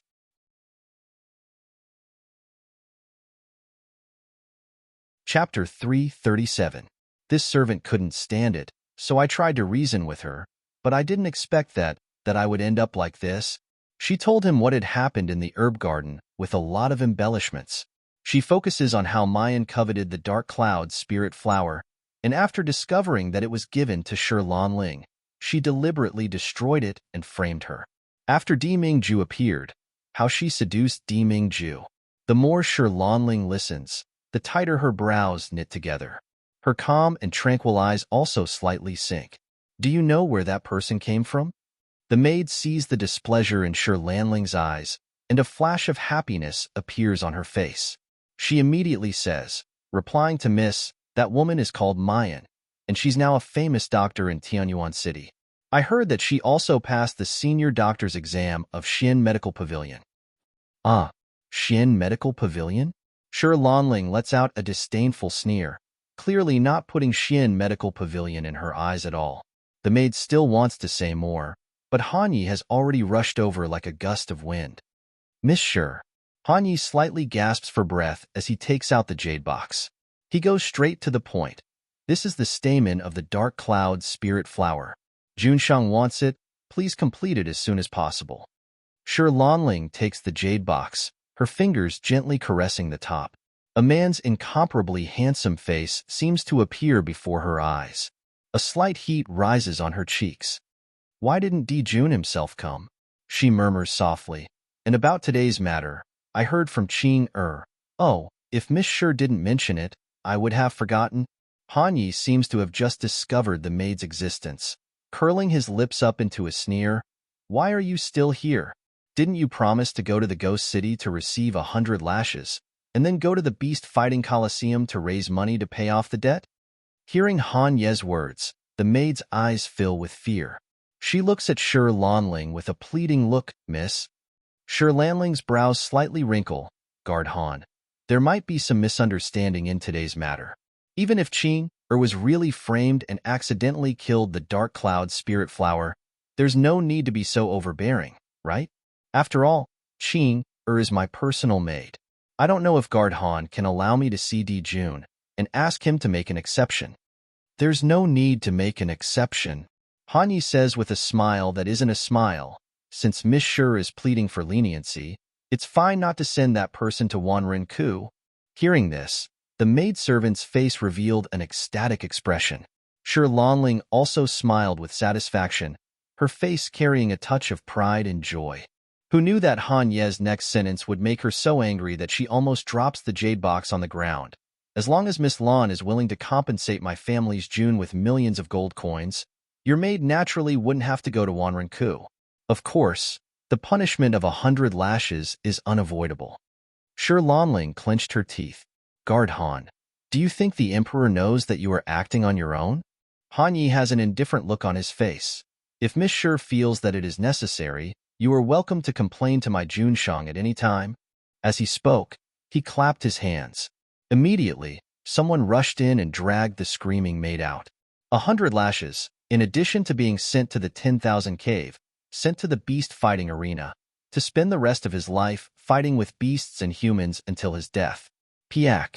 Shi Lanling heavily slammed the jade box in her hand onto the table, her face alternating between green and purple. But in the end, she still managed to endure it. Han Yi once again put on a smiling and gentle appearance. Miss Shi, 3 stamens of the dark cloud spirit flower. It wouldn't be a problem to refine at least 19 orifices golden dan, right? Chapter 338. Refining a golden elixir of 9 orifices with 3 dark cloud spirit flowers was already a very high success rate. Shi Lanling arrogantly raised her chin. Of course, there's no problem. With my, Shi Lanling's, alchemy skills, the Emperor Lord doesn't need to worry at all. Once the elixir is refined, Lan Ling will personally deliver the elixir to the Emperor. Others couldn't even refine a golden pill of 9 orifices with 3 dark cloud spirit flowers, but she insisted on making 2 or 3 pills. At that time, she would definitely make that person look at her in a different light. She would definitely let that person know that she was the best. Shi Lanling pressed her hand on the jade box, her eyes full of expectation, desire, and determination.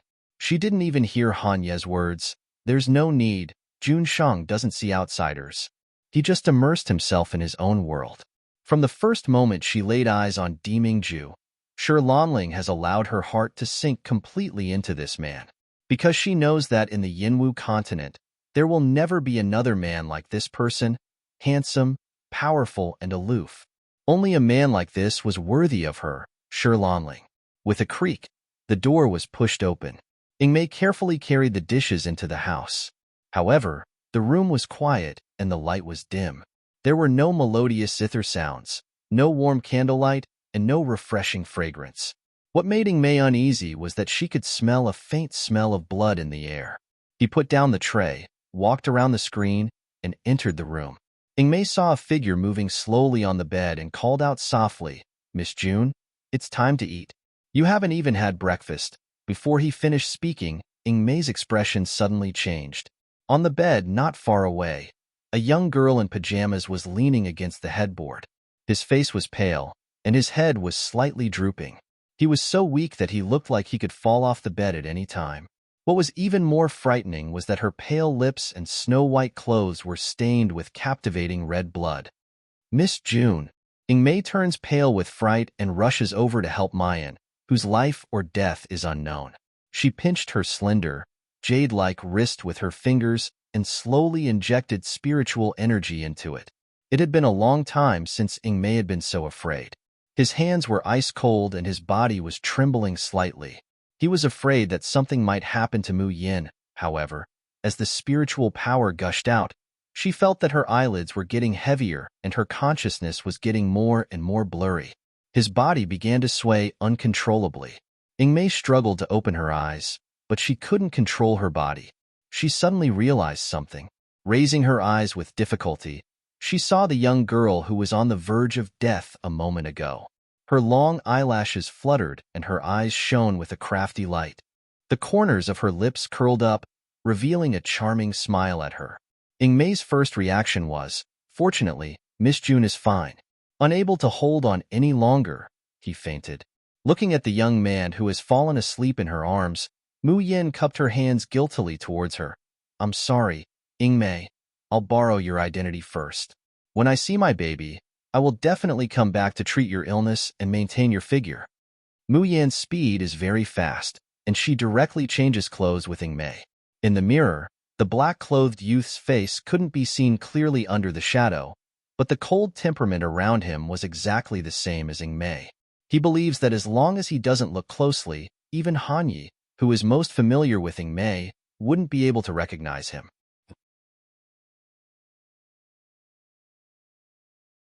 Chapter 339. She quietly leaves the room. As she passes by the food on the table, Mayan swallows her saliva, but in the end, she still restrains herself. In order to act more realistically, she didn't even eat breakfast. She's really hungry now. But in order to see her dear Xiaobao, what's a little hunger? Today is a rainy day, and the entire courtyard is dark and gloomy. Mayan pretends to be a Ingmei, effortlessly passing through the guards. Just as she's about to approach the courtyard gate, she sees a tall figure coming towards her. That cold and powerful aura, even from dozens of meters away, can't be ignored at all. Mayan's pupils contract, and she inwardly says that it's not good. How could she be so unlucky? She managed to deal with the Ingmei with great difficulty, but she actually bumps into this guy. However, there are no obstacles between the two of them. If she tries to hide or pretend not to see it now, it would only make things worse. Mayan takes a deep breath, and as Di Mingju slowly approaches, imitating the Ingmei, she slightly bows and deliberately lowers her voice. "Jun Shang?" Di Mingju's expression is indifferent. "Where's Mayan?" Mayan's heart tightens, and she strives to make her tone sound as indifferent as the Ingmei. Replying to Jun Shang, "Miss Mayan is currently resting." Di Mingju's brows slightly wrinkle, and a trace of worry flits across his eyes. He no longer pays attention to the Ingmei in front of him, and directly brushes past her, heading towards Mayan's room. The two brush past each other, and Mayan lets out a long sigh of relief. Then, just as she's about to take a step, the man who has already brushed past her abruptly stops and turns around. "Wait a minute." Mayan's heart suddenly jumps up to her throat. "Junshang, is there anything else?" She lowers her head, not daring to look up, so she doesn't see the man slightly narrowing his eyes not far from her. A pair of eyes unblinkingly falls on her, and then a dark light flashes. What did Mayan do today? Nothing. Nothing. Miss June has been resting today. Oh, is that so? Yes. Mayan grits her teeth. Jun Shang. If there's nothing else, this subordinate will take her leave first. There's a moment of silence from the other side. Just as Mayan is about to break into a run, the man's deep voice slowly speaks. "Go prepare. Ben Jun wants to take a bath." What the hell? Mu Yin cursed in her heart, wishing that she could chop the man in front of her into 8 pieces. Bathing was one thing, but he actually needed someone to serve him? Did this man know that Ingmei was a woman? He asked a woman to help him bathe. This shameless hooligan. Pervert. However, ridicule is ridicule. Maya knows that in front of Di Mingju, even if she exerts all of her skills, she still wouldn't be able to escape. Rather than being exposed now and being caught again, it would be better for him to go back. She might as well go to the hot spring with this man. Take a bath. I need to take off my clothes, right? You need to take off your pants, right? When the time comes, Di Mingju will strip naked and break into a run, conveniently taking his clothes along the way. Could it be that he would chase after her naked? Thinking of this wonderful idea, Mayan's state of mind calms down quite a bit. Even when Di Mingju opened his mouth to let her undress, she could even brace herself and do it. Hee, isn't it just undressing? It's not the first time anyway. The first time they were strangers, the second time they were friends, the third and fourth time they were easy to get along with. Easy to get along with your sister. Di Mingju, this bastard, Does he usually letting Mei undress him when he takes a bath? Chapter 340. Robes, shirts, shoes, and shoes were taken off one by one. Even if Mayan doesn't dare to raise her head, she can still feel the man's sexy abs and waistline in front of her. There was also the man's unique scent. Because they were so close, it kept drilling into her nose, making her head unconsciously dizzy. When there's only a pair of underwear left, Mayan's hand stops. However, Deming-ju still stands in front of her, not budging an inch. Then, she heard the man's deep and husky voice. Continue. What? Mu Yin almost raised her head and stared at him in shock. But Deming-ju says as if it's a matter of course. Bin Jun wants to take a bath. Don't tell me you want Bin Jun to take a bath wearing pants? Steam rose from the hot spring, blurring the faces of the two people. Therefore, even though Deming-ju's body is almost completely stripped right now, she can't see it as clearly as when she was drawing that day. But even if she couldn't see clearly, having her strip off every single one of his clothes was too. Mu Yin inwardly curses Deming-ju, this pervert, countless times. But in the end, the situation was stronger than the person. Moreover, wouldn't it be more convenient for her to escape if she stripped this man naked? Thinking of this, Mu Yin grits her teeth. She grabbed the waist of the man's trousers and pulled it all the way down. During the process, the back of her hand accidentally touched the hot spring. She was so scared that she almost kicked the man into the hot spring pool. Amidst the rising steam, Mu Yin can still see the man's straight and slender legs. Even if it was just a shadow, this man's body was still so seductive and perfect. Now, can I? Jun Shang. The last two words are squeezed out by Mu Yan's teeth. She swore that if this pervert dared to cause any more trouble, she would definitely kick him into the pond. Deming-ju lowers his head and looks at the young girl in front of him. The corner of his mouth hooks up into a shallow smile as he looks at the angry Mu Yin. This little woman, did she think he couldn't recognize her? In fact, her acting was very good.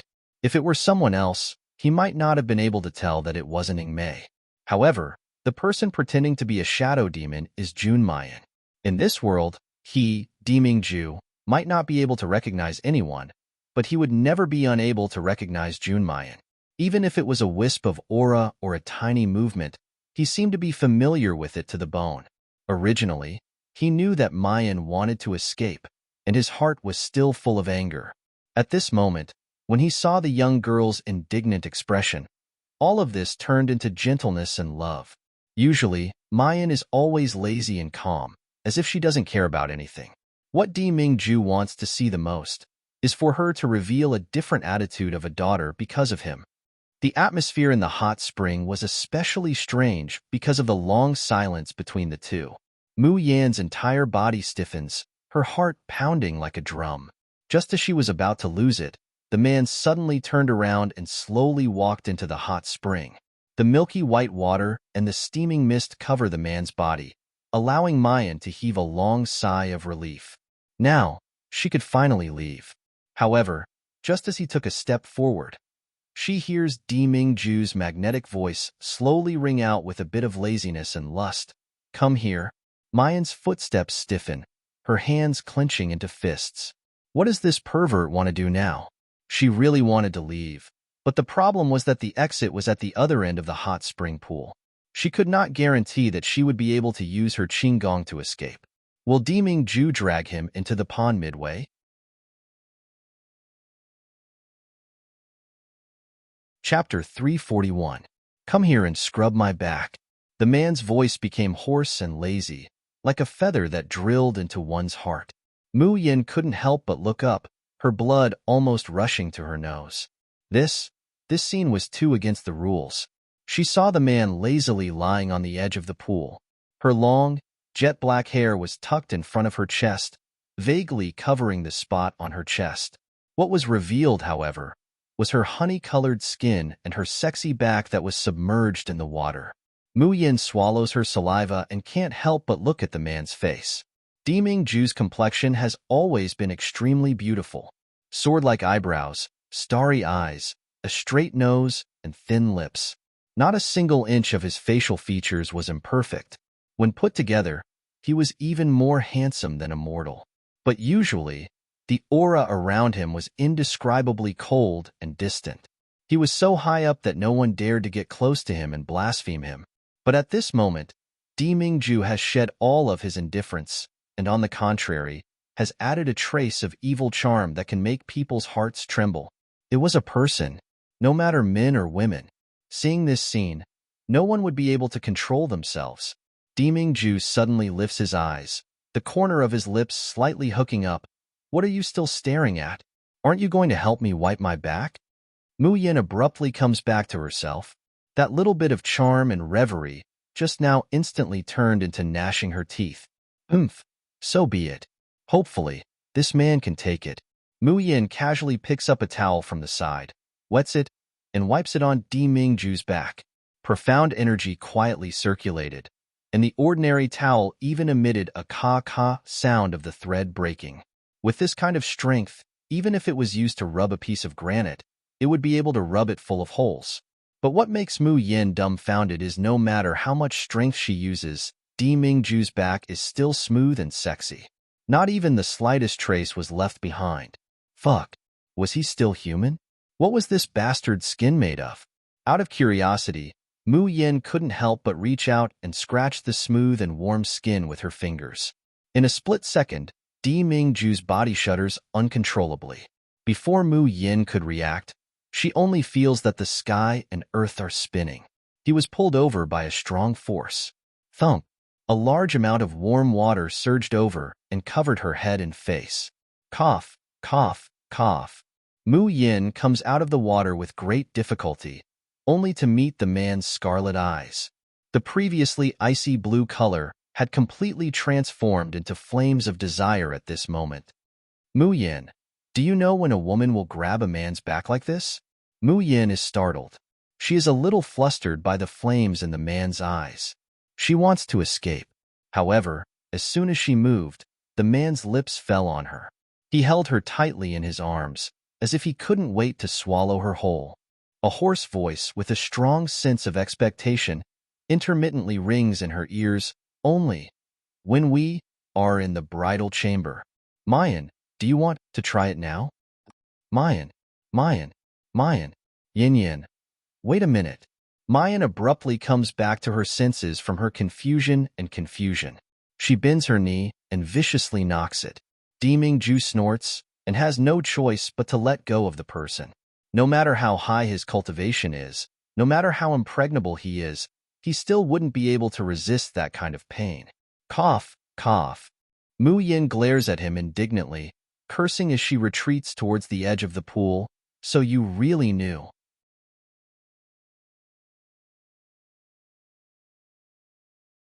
Chapter 342. Mayan stares blankly, a strange sweetness inexplicably welling up in her heart. Dimingju's words simply tell her that, to him, she's different and no one can compare to her. Wait a minute. Now's not the time to be secretly happy about these inexplicable things. The most important thing right now is to escape from here, to see her baby. Mayan leaps and leaves the hot spring pool. Standing on the shore, she looks at Dimingju, whose face is still somewhat distorted from the pain just now. She can't help but take pleasure in his misfortune, curling up the corners of her lips. Junshang, you can continue to take a good bath here. I'll go first. Saying that, his figure flashes, and as fast as lightning, he heads out the door. This hot spring pool is at the southernmost part of the courtyard, separated from the outside world by a wooden door. Mayan has just opened the wooden door, about to escape without a trace. She suddenly feels something tighten around her waist, and her whole body flies out. Before she could clearly see what's wrapped around her waist, she sees a silver whip flash in front of her, and the wooden door that was just opened is slammed shut with a bang. And Mayan's body falls straight down in midair. Below her is the hot spring pool. However, the scene of her falling into the water doesn't appear as she expected. Instead, she's being pulled into a blazing embrace. The man's low, hoarse, and angry voice rings in her ears. Dressed like this, where do you think you're going? At this moment, although Mayan is wearing clothes, she's completely drenched, revealing the curves of her body. Her hair bun was also disheveled from the action just now, and her long, messy hair drapes behind her, making her look even more enchanting and charming, like the most beautiful goblin coming out of the water. If Mayan leaves this courtyard like this and is seen by the men outside, as soon as Diming-ju thinks of such a scene, he can't wait to dig out the eyes of all the men in his imagination. You don't want to stay with me that much? Why is it that from the moment they've met, this woman has always tried every possible way to escape from his side? Mayan feels that she's firmly imprisoned in the man's embrace. Through the thin, drenched clothes, she can even feel the man's skin's blazing heat and explosive power. She struggles to leave, but she's imprisoned even tighter. She can only brace herself and say, Diming-ju, you said that as long as I raised the dark cloud spirit flower, you'd let me go. We met by chance. Why do you have to? Diming-ju snorts coldly. Strangers meeting by chance can also turn into mutual promises of life and death. You are destined to be my wife. Mu Yin grits her teeth. Who is your wife? Don't be so shameless. When did I say I wanted to marry you? You won't marry me? Not marrying. Diming-ju's expression is indifferent. Oh, then Bin Jun can also marry into your family. Mu Yin, what the fuck? Diming-ju, do you know what you're saying? Jun Shangdaran, do you still want your face? Mu Yin takes a deep breath, then another deep breath. Diming-ju, what do you see in me? With your qualifications, what kind of woman can't you have? Why do you have to pester me, a married man with a child? Didn't you give your dark cloud spirit flower to that Shirshinzi? You're even willing to give her the dark cloud spirit flower, so Shi Lanling's position in your heart isn't low. Isn't it better for you to find her and tie the knot? When he hears Mu Yin mention her ex-husband again, Diming-ju's heart sinks to the bottom of a valley. The anticipation in his eyes completely turns into pain and jealousy. However, the more he listens, the more the gloominess between his brows dissipates.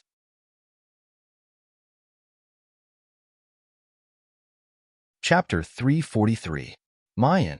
Diming-ju sticks close to her ear from behind, slowly saying, You still say that you're not jealous? You did everything you could to leave this place. Besides missing Xiaobao, was it also because you were angry that I gave the dark cloud spirit flower to Shi Lanling? When he first met Mayan, Arjun Shah, Darren was indeed a virgin brother without any experience in love. But ever since he was determined to chase after Mayan and obtain her heart, Diming-ju had Hanyi look for all kinds of stories and plays, just to learn a little bit how to make Mayan happy, how to move her heart, how to make her fall in love with him. Of course, these shameful things, Jun Shangdaran will absolutely not say it out loud. But the effect of this was also remarkable. From the very beginning, when the two people met, Diming-ju was inexperienced, being played in circles by Mu Yin. By now, Mu Yin was already unable to withstand this man's endless methods. You're thinking too much. Why should I be jealous of you? Let go. On the contrary, Diming-ju tightens his grip, his voice becoming increasingly hoarse. I won't let go. I won't let you go for the rest of my life. Bang. Water splashed everywhere. Mu Yin presses her hand on the man, taking advantage of Diming-ju's momentary absent-mindedness. He soared into the air. However, before she could fly ashore, his ankle was grabbed and forcefully pulled back. This time, Mu Yin is pressed to the edge of the pool. He raised his hands above his head. Diming-ju looks down at her, his eyes slightly red. The water droplets on her hair drip down, flowing onto Mayan's body and face. Mu Yin is inexplicably flustered when she's being stared at by those blazing eyes. Her blood is boiling and her mouth is parched. However, before the two of them could speak or move, the hot springs door was suddenly slammed open. Junshang, this subordinate has already given the dark cloud spirit flower to Shi Lanling. She guarantees. Han Ye's voice comes to an abrupt halt. Facing Diming-ju's murderous gaze, he quivered and shivered. At this very moment, Han Ye really wants to slap himself to death. Who asked him to push open the door? Who asked him to report the progress of alchemy with his cheap mouth? Letting him have nothing better to do than to disturb Junshang and Miss Mayan. I didn't see anything. I didn't say anything. Jun Shang, spare my life. Woo woo woo. With a bang, Han Yi closes the door once again. Like he's fleeing, he slips away without a trace. Mayan, who is already sobered up, hooks up the corners of her lips. Doesn't Jun Shangdarin want to know what your soulmate, Shi Xinzi, has promised you? I don't wanna. Deming Ju clenches his teeth and spits out two words. The corners of Mu Yan's lips curve deeper. But I really want to know. Deming Ju lowers his head and gently bites her lips. You'll know soon enough. Also, I don't have any female confidants, only you, my future wife. Ugh. Mu Yan ruthlessly kicked him. This bastard was born in the year of the dog. It actually bit him.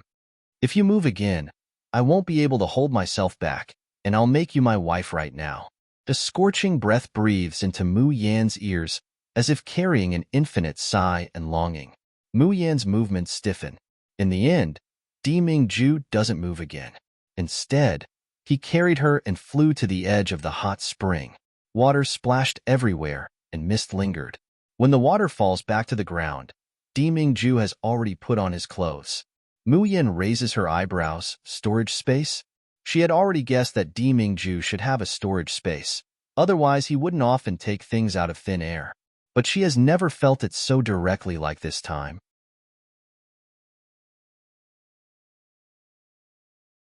Chapter 344. Deming Ju doesn't answer her, but grabs her hand and flattens it. A moment later, a brownish-red ring lies on Mu Yan's palm. The man's voice carried a hint of disdain. The storage rings on this continent are too crude and have no value. If you like it, it doesn't matter if you play with it. Mu Yan infused her internal force to feel it, and her head suddenly felt a little dizzy. In her previous life, Gong Qinxue also had a storage ring. However, the storage space was only dozens of square meters in size. Gong Qinxue treasured it like it was something. Its status could even be equal to that of Gong Qinxue's contracted holy beast. But the space in her hand is no less than several hundred square meters. Moreover, when internal force is injected, the space is very stable. Even the herbs and drafts inside can be kept fresh. But Deming Ju has the attitude of, I despise this shabby thing. Giving it away would simply throw Bin Jun's face. Mu Yan really didn't know what to say. Cough. Mu Yan returns the storage ring.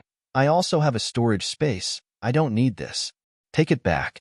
In fact, she always takes the Tian Emochin in and out of thin air, so everyone in the courtyard already knows that she has space.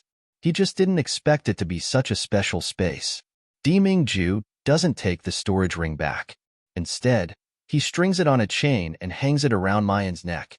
In the future, Bin Jun will give you a better one. But it's good for you to carry it now. At the very least, it can help you cover up a little. Mayan stares blankly. She raises her head to meet the man's eyes that are as deep as the sea, and her heart trembles. Why does she always feel that Deming Ju seems to know something? He shouldn't be able to guess the identity of the Tian Emochin and her Shun musician, right?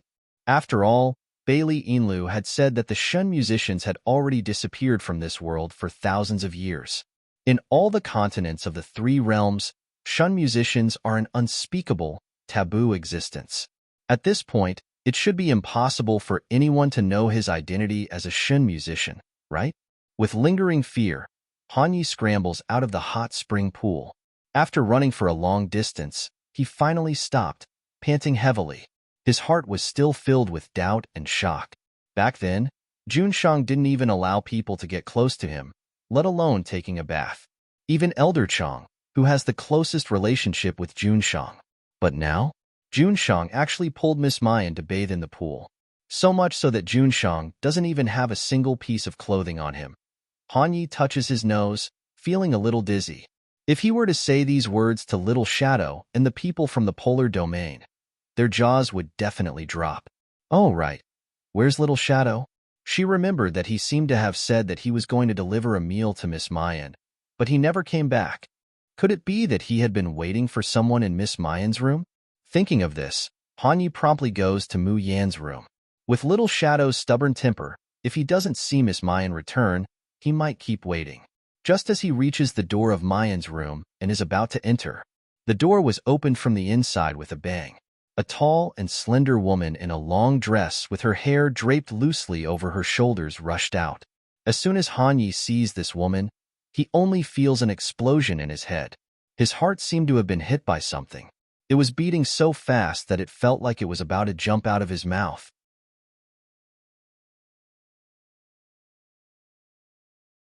Chapter 345. Her figure was not petite like other women, but rather tall and slender. But those straight legs, those undulating and round chest lines, all made her full of seductive charm. Han Yi couldn't help but open his mouth, but his tongue and mouth are parched, unable to say a word.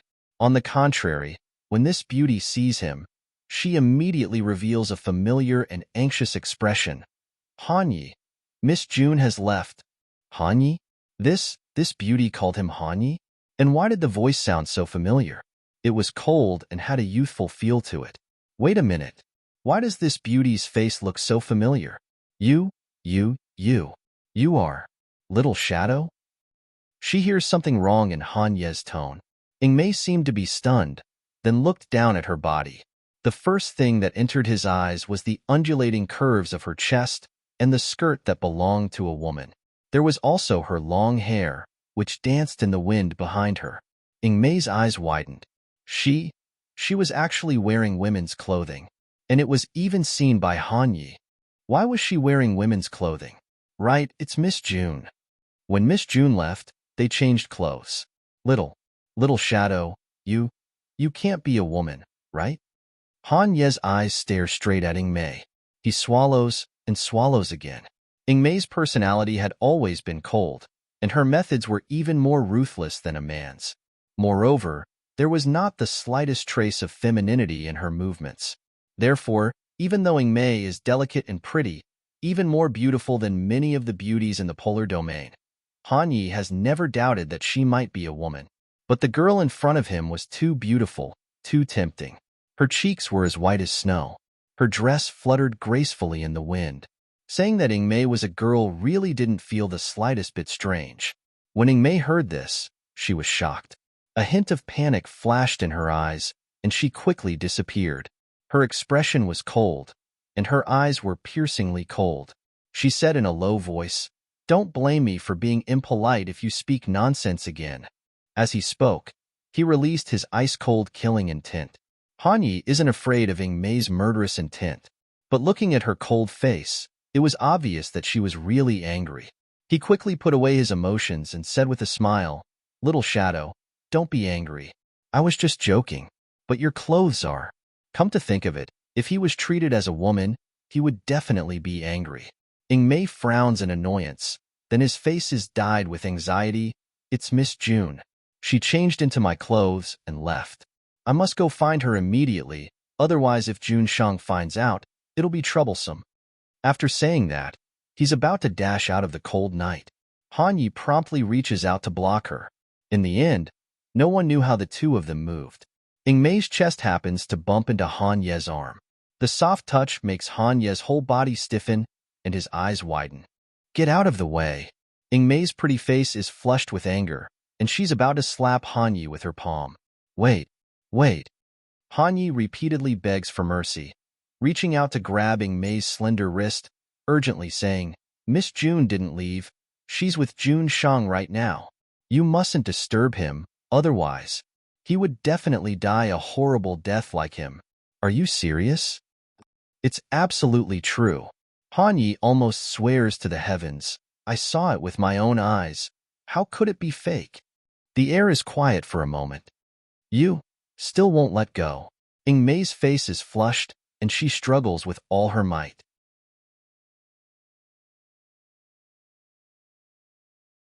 Chapter 346.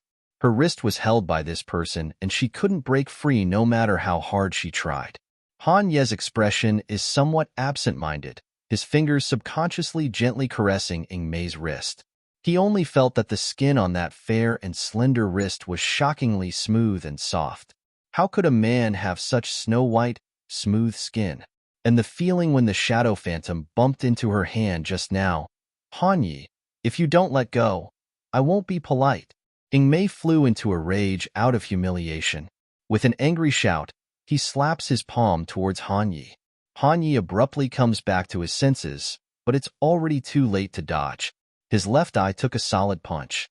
Ouch! He let out a blood-curdling scream and took 2 steps back.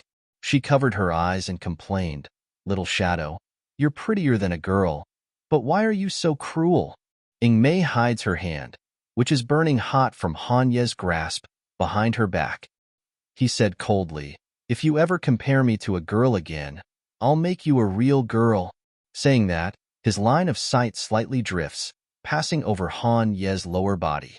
Han Yi immediately feels his balls tighten, his face pale with fright. I was just joking. Little Shadow, you don't have to be so serious. But, you look really good in this. Did Miss June change it for you? Miss June is really talented. What did she do to your chest? Why does it feel so real? As he says that, Han Yi very curiously reaches out to touch Ingmei's chest. Smack! Ingmei ruthlessly slaps away Han Ye's salty pig hand. The sword in his hand was unsheathed, filled with killing intent. You don't want your hand anymore? After saying that, he paid no more attention to Zhang Xian and quickly left. She couldn't maintain her current appearance any longer, especially in front of Han Yi. Ingmei's figure quickly disappears, leaving Han Yi dumbfounded in his place. He clenched and unclenched his fists. His fingertips and arms could still feel the sensation from earlier. Smooth and soft. Oh no. Han Yi clutches his chest, his expression flustered. What's wrong with him? He knew that it was Little Shadow. He knew that Little Shadow was a boy. But why was it that whenever he thought of Little Shadow's face, he felt as if there was a fire burning in his body? An unfamiliar tide of emotions surged out from his body. It was unstoppable. Lanling's small building, in the alchemy room. Only Shi Lanling sat alone in front of the pill furnace. The surroundings of the pill furnace emitted a faint purple light, and one could faintly see the rising flames inside. If someone saw this pill furnace, they would definitely exclaim. That's because this Zijin Dan furnace is one of the most valuable Dan furnaces in the Yinwu continent. The only thing comparable to her value was probably the golden coiling dragon furnace in the hands of the Heavenly Road sect's alchemy master, Jin Feng. The profound energy in Shi Lanling's body quickly surged, driving the flames in the purple gold furnace to jump. As the flames burned brighter and brighter, the entire room was filled with the cool fragrance of the dark cloud spirit flower. In the pill furnace, there were also 3 silver-white pills that were slowly taking shape. Shi Lanling's forehead was covered in fine sweat, and her face was deathly pale. However, when he saw the 3 golden elixirs of 9 orifices slowly condensing, he was filled with pride and excitement. According to the ancient records, the dark cloud spirit flower was rare, and the 9 orifices golden pill was difficult to refine. But in Shi Lanling's eyes, it was nothing. She could still refine 3 pills in one go. However, just as Shi Lanling was feeling proud of herself,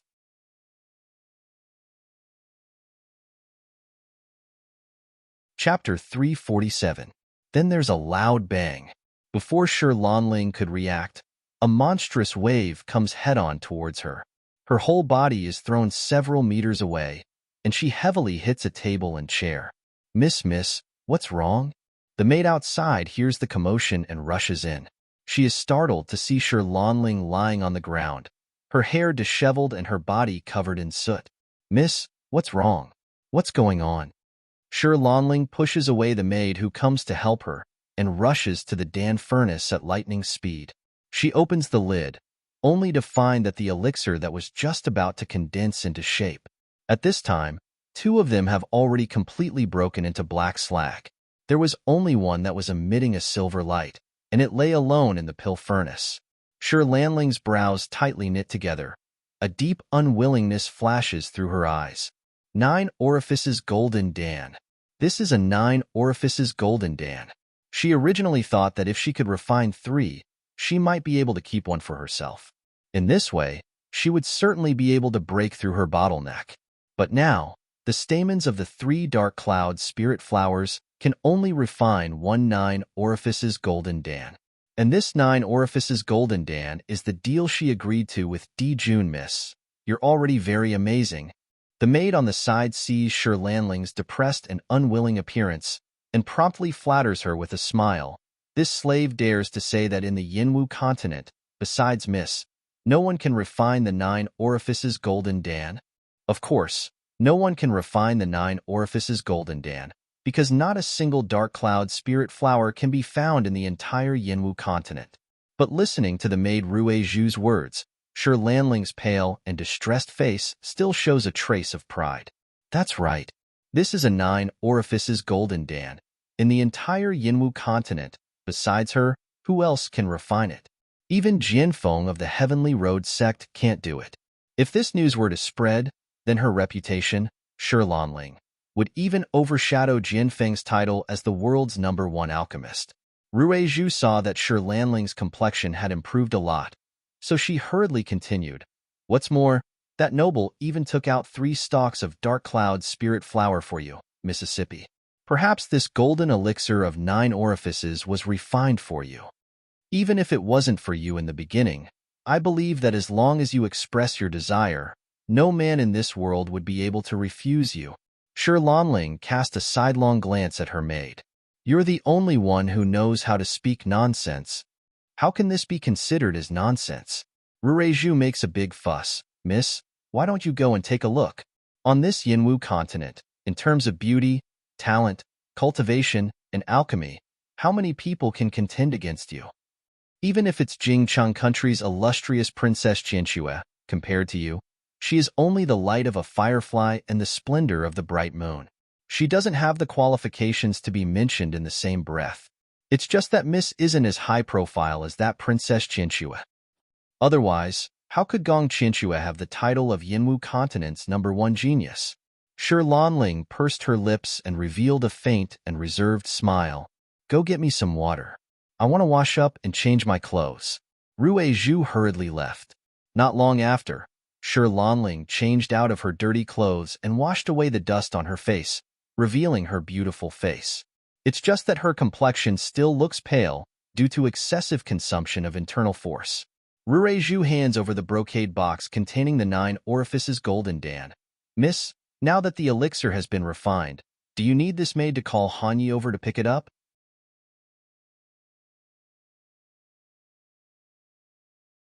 Chapter 348. However, Shi Lanling shot a cold glance at Rue Zhu. Rue Zhu shuddered and immediately reacted. Look at how silly I am. Miss, of course I have to personally deliver the pill that you refined to the Emperor. Only then will the Emperor be able to sense your intentions. The coldness in Shi Lanling's eyes faded. The man's incomparably handsome face appeared before her eyes once again, as well as the aura of a monarch descending upon the world. She recalls how all the higher-ups of the Ghost City grovel in front of this man and flatter him. And that man, from his expression to his actions, was so cold, so high and mighty. It was as if it was natural for him to be worshipped like this. This was a man who was born to stand at the top, noble and unparalleled. Shi Lanling only took one look at him, and she was deeply captivated by him. Therefore, after learning that the man wants to find someone to refine the 9 orifices golden pill in the Ghost City, Shi Lanling, who has always been aloof and proud, refuses to lower herself to accept a task. Without saying anything further, she immediately agrees to the deal with Di Mingju. At that time, Hanyi explained the contents of the transaction very clearly. Di Mingju will provide the Dark Cloud Spirit Flower, as well as many other resources that are extremely beneficial to Shi Lanling. The only thing Shi Lanling needed to do was to use the Dark Cloud Spirit Flower to refine at least 1 golden pill of 9 orifices. But in Shi Lanling's eyes, this kind of action was automatically interpreted as Di Mingju treats her differently, giving her the Dark Cloud Spirit Flower and resources, all because of his affection for her. As for her, she would definitely hold on to this man. Miss, you're really amazing. Not only do you know alchemy, but you also have good culinary skills. Not only are these medicinal cuisines delicious, but they are also very beneficial to the human body. Rue Zhu watched Shi Lanling put the delicacies she had personally prepared into the lunchbox and immediately spared no effort in praising her. If any man marries you in the future, it would be a great fortune. Shi Lanling glanced at her. Shut up. Rue Zhu giggled and said, "In all honesty, I'm telling the truth. Which woman in the entire Yinwu continent could compare to you? This servant used to think that no man in the world was worthy of you, Mississippi. Fortunately, the emperor appeared. I'm not good with words, so I don't know what to say. However, when you stand together with the emperor, you look like a perfect match made in heaven. In this world, only the emperor is worthy of Miss." Originally, Shi Lanling's most capable maid was Qin Er. Although Rue Zhu wanted to curry favor with Shi Lanling, she couldn't find an opportunity. Now that Qin Er was finally sent to the 10,000 Humans cave, Rue Zhu was so happy that she almost went crazy. At this moment, he naturally tried his best to flatter Shi Lanling, hoping to become her confidant. "Stop right there. No one is allowed to enter the Ghost City's forbidden area without Dijun's order." Outside the courtyard, two men dressed in Ghost City's attire step forward and block Shi Lanling and Rue Zhu's path. This courtyard is the one that Deming-ju and Mayan are currently living in. On the plaque above the courtyard's entrance, the words Emperor Garden were written in clerical script. "How dare you? Your dog eyes are blind." Rue Zhu immediately steps forward and arrogantly scolds the two guards. "Can't you see clearly who our family's miss is? You actually dare to block our family's Mrs. Wei. I think you don't want to mingle in the Ghost City anymore." Hearing that, the guards stare blankly at Shi Lanling. After seeing her face clearly, they immediately reveal an astonished expression. Shi Shinzi?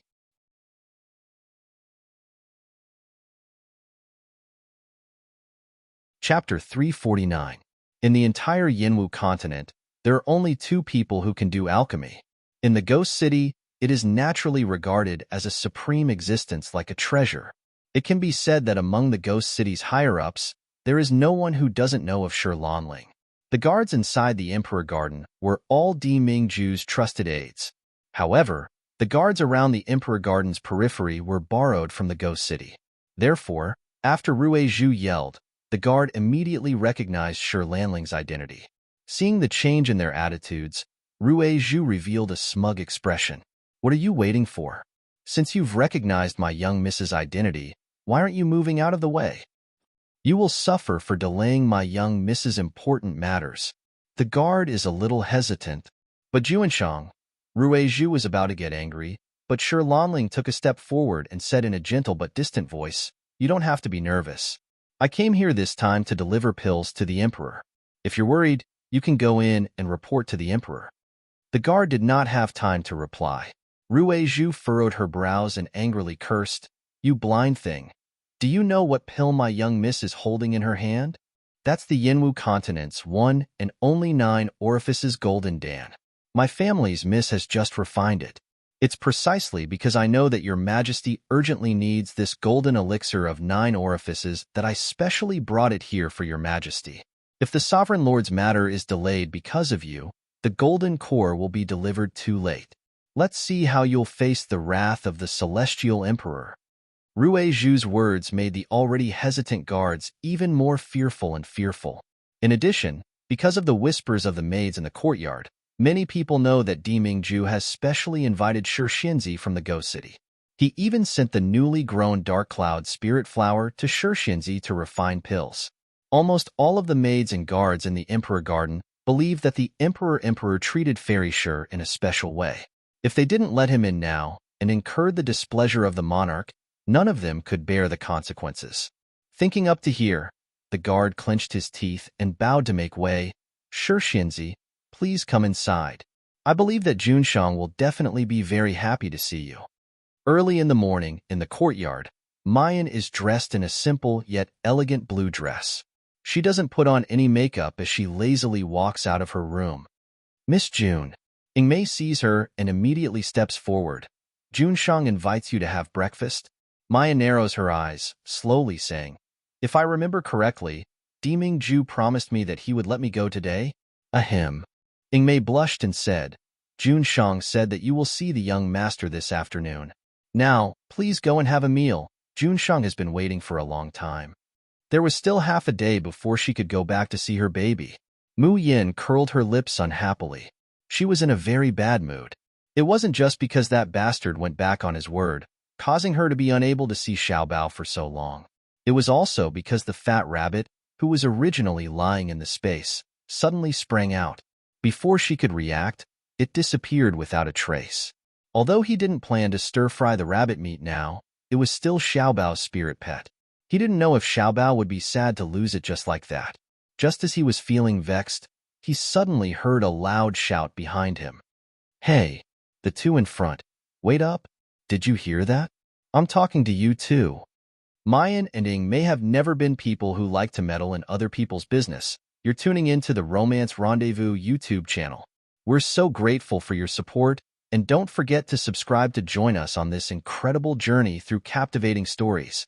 Your generosity through donations truly makes a world of difference, as it's the primary source of revenue that allows me to expand and enhance this channel for you. Thank you from the bottom of my heart for being a part of this adventure.